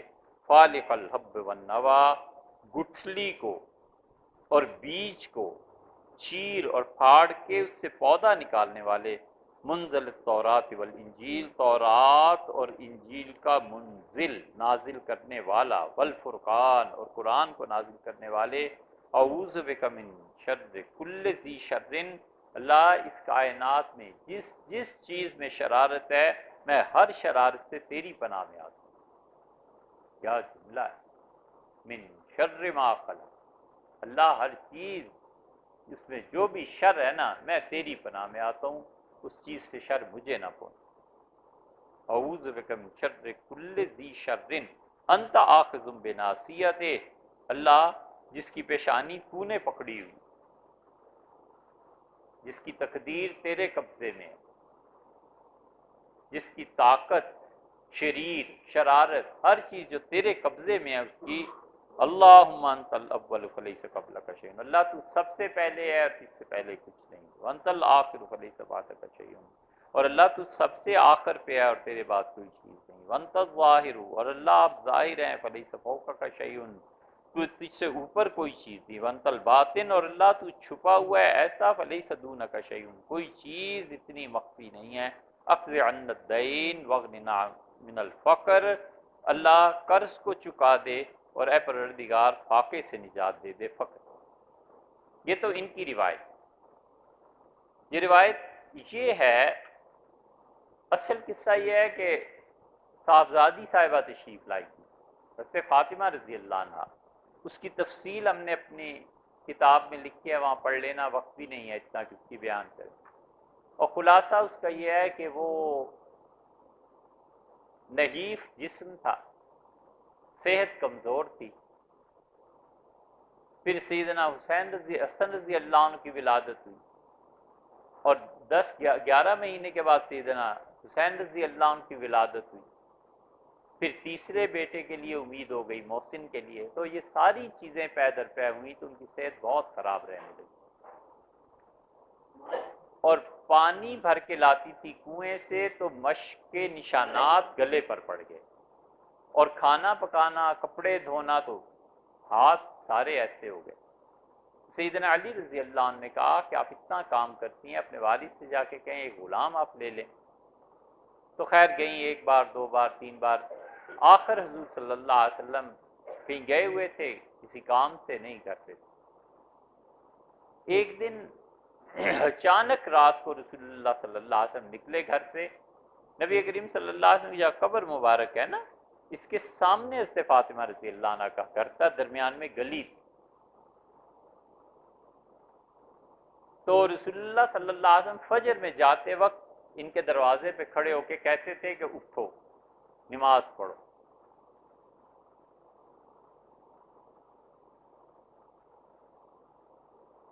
تو رسول اللہ صلی اللہ علیہ وسلم ان کے ہاں گئے، تو انہوں نے جان لیا کہ حضرت تشریف لا رہے ہیں۔ تو سیدنا علی رضی اللہ عنہ کہتے ہیں میں اور فاطمہ رضی اللہ عنہ میری اہلیہ ایک ہی بڑے دمبے کی کھال میں لیٹے ہوئے تھے، ہمارے پاس کوئی رضائی بھی نہیں۔ تو رسول اللہ صلی اللہ علیہ وسلم نے دروازہ کھولا اور کہا کہ الی مکانکما، دونوں اسی طرح لیٹے رہو۔ تو فاطمہ رضی اللہ عنہ نے شرم کی وجہ سے، اس حالت کی وجہ سے دمبے کی کھال کو اپنے اوپر کھینچ لیا۔ تو رسول اللہ صلی اللہ علیہ وسلم نے کہا بالکل نہیں ہلنا، ایسے ہی لیٹے رہو، اور گئے۔ اور سیدنا علی رضی اللہ عنہ کہتے میرے اور فاطمہ رضی اللہ عنہ کے پاؤں کے درمیان میں بیٹھ گئے، اور بیٹھ کے رسول اللہ صلی اللہ علیہ وسلم دونوں ٹانگیں سیدھی کر لی۔ میرے اور میری بیوی کے درمیان ٹانگیں آ گئیں، اور میں نے رسول اللہ صلی اللہ علیہ وسلم کے پاؤں کو جب چھوا تو یخ تھے۔ سیدنا علی رضی اللہ عنہ کہتے ہیں میں نے دونوں پاؤں اپنے سینے سے چمٹا لیے اور اتنی دیر سینے سے لگا کے رکھا، اسخنہما، گرم ہو گئے رسول اللہ صلی اللہ علیہ وسلم کے پاؤں، اور رسول اللہ صلی اللہ علیہ وسلم کے پاؤں سے حرارت باہر کو آنے لگی۔ اسخنہ، کیا علوم ہوں گے یار، کیا برکتیں ہوں گی جو سیدنا علی رضی اللہ عنہ اس رات میں ادھر سے ادھر کو منتقل ہوئی ہوں۔ یہ سیدنا علی رضی اللہ عنہ ہیں، لوگ جانتے نہیں ہیں اس ہستی کا کتنا بڑا مقام ہے۔ فرماتے ہیں رسول اللہ صلی اللہ علیہ وسلم نے فرمایا بیٹھے ہوئے کہ فاطمہ کوئی چیز مانگے، میری بیٹی مانگ کوئی چیز یا میں دے دوں۔ سیدنا علی رضی اللہ عنہ کہتے ہیں مجھے ڈر ہوا کہ فاطمہ کچھ کہہ نہ دے، تو میں نے چپکے سے ان کے کان میں کہا، میں نے کہا آپ کہیے کہ جو آپ چاہتے ہیں وہ دے دیں۔ تو میری اس تلقین پہ کہنے لگی کہ ابو جو آپ چاہتے ہیں وہ دے دیں۔ تو رسول اللہ صلی اللہ علیہ وسلم میرے سے نوکر مانگنے آئی تھی، عرض کیا جی۔ تو رسول اللہ صلی اللہ علیہ وسلم یہ دعا پڑھا، یہ ہے وہ دعا، اللہم رب السماوات السبع و رب العرش العظیم، اے اللہ جو ساتوں آسمانوں کا پالنے والا ہے، ان میں جو مخلوق ہے تیری محتاج ہے، رب العرش العظیم، عرش عظیم جیسی چیز تیری محتاج ہے۔ عرش کوئی بلڈنگ نہیں ہے، عرش ایک زندہ چیز ہے۔ ربنا و رب کل شیء، اے ہمارے پالنے والے، اے ہر چیز کے پروردگار، منزل التوراۃ والانجیل والقرآن العظیم، اے تورات، انجیل اور قرآن عظیم جیسی چیز کے نازل کرنے والی ذات، انت الاول فلیس قبلک شیء، اللہ تو پہلے ہے اور تجھ سے پہلے کوئی چیز نہیں تھی، وانت الآخر فلیس بعدک شیء، اور اللہ تو آخر پہ ہے اور تیرے بعد بھی کچھ نہیں، بقا تیرے لیے، وانت الظاہر فلیس فوقک شیء، اور اللہ تو ظاہر ہے اور تجھ سے بڑھ کر کوئی کھلی ہوئی چیز نہیں ہے، وانت الباطن فلیس دونک شیء، اور اللہ تو چھپا ہوا ہے اور تیرے جیسا چھپا ہوا بھی کوئی نہیں، اقض عنا الدین واغننا من الفقر، اللہ قرض کے بوجھ کو چکا دے اور اے پروردگار فقر کو دور کروا۔ یہ دعا سکھائی ہے صاحبزادی صاحبہ، اور کہا میں تمہیں ایسی چیز دوں، الا ادلکما خیر لکما من خادمکم، علی تم، فاطمہ تم دونوں کو ایسا تحفہ دے کے جاؤں نوکر رکھنے سے بہتر ہے۔ اور پھر فرمایا رات کو 33 مرتبہ سبحان اللہ، 33 مرتبہ الحمدللہ، 34 مرتبہ اللہ اکبر یہ پڑھ لیا کرو۔ ایک روایت میں آتا ہے یہ دعا دی اور فرمایا یہ پڑھ لیا کرو۔ ایک جگہ آتا ہے کہ 25 مرتبہ سبحان اللہ، 25 مرتبہ الحمدللہ، 25 مرتبہ اللہ اکبر، 25 مرتبہ کلمہ طیبہ پڑھ لیا کرو۔ یہ سب روایات ہم نے جمع کر دی ہیں۔ فرمایا نوکر کی ضرورت ہی پیش نہیں آئی۔ اتنی بڑی چیز رسول اللہ صلی اللہ علیہ وسلم بتا کے گئے۔ اس کا مطلب ہے جو آدمی یہ پڑھتا رہے گا سونے سے پہلے، موت سے پہلے کوئی ایسی بیماری ہوگی ہی نہیں کہ کوئی خدمت کرے، یہ جا وہ جا، ثم نکس، چل پڑا، بس چند گھنٹے کوئی بیماری کوئی بشری تقاضا ہوا اور چل پڑا، کسی کی خدمت لی ہی نہیں۔ اس لیے جتنے لوگ بھی کہتے ہیں نا یا اللہ محتاجی نہ ہو، ہم کہتے ہیں رات کو پڑھ کے سو یار۔ اور ہم نے کئی ایک لوگوں کو دیکھا، اپنے اساتذہ کو دیکھا، یہ بڑے اہتمام سے پڑھتے تھے اور موت آئی اس حال میں کہ جا کے کسی نے ہلایا کہ سوئے ہوئے ہیں حضرت اور انتقال فرما دو، کسی کا احسان ہی نہیں۔ یہ وہ آیت ہے نا، اس کے ضمن میں مفسرین نے لکھا ہے، اس کی کئی ایک کاپیز ہیں، آپ لے لیں، اسے یاد کریں، ہمیشہ سونے سے پہلے یہ دعا مانگا کیجیے۔ اللہ تعالیٰ کسی کا محتاج نہ کرے۔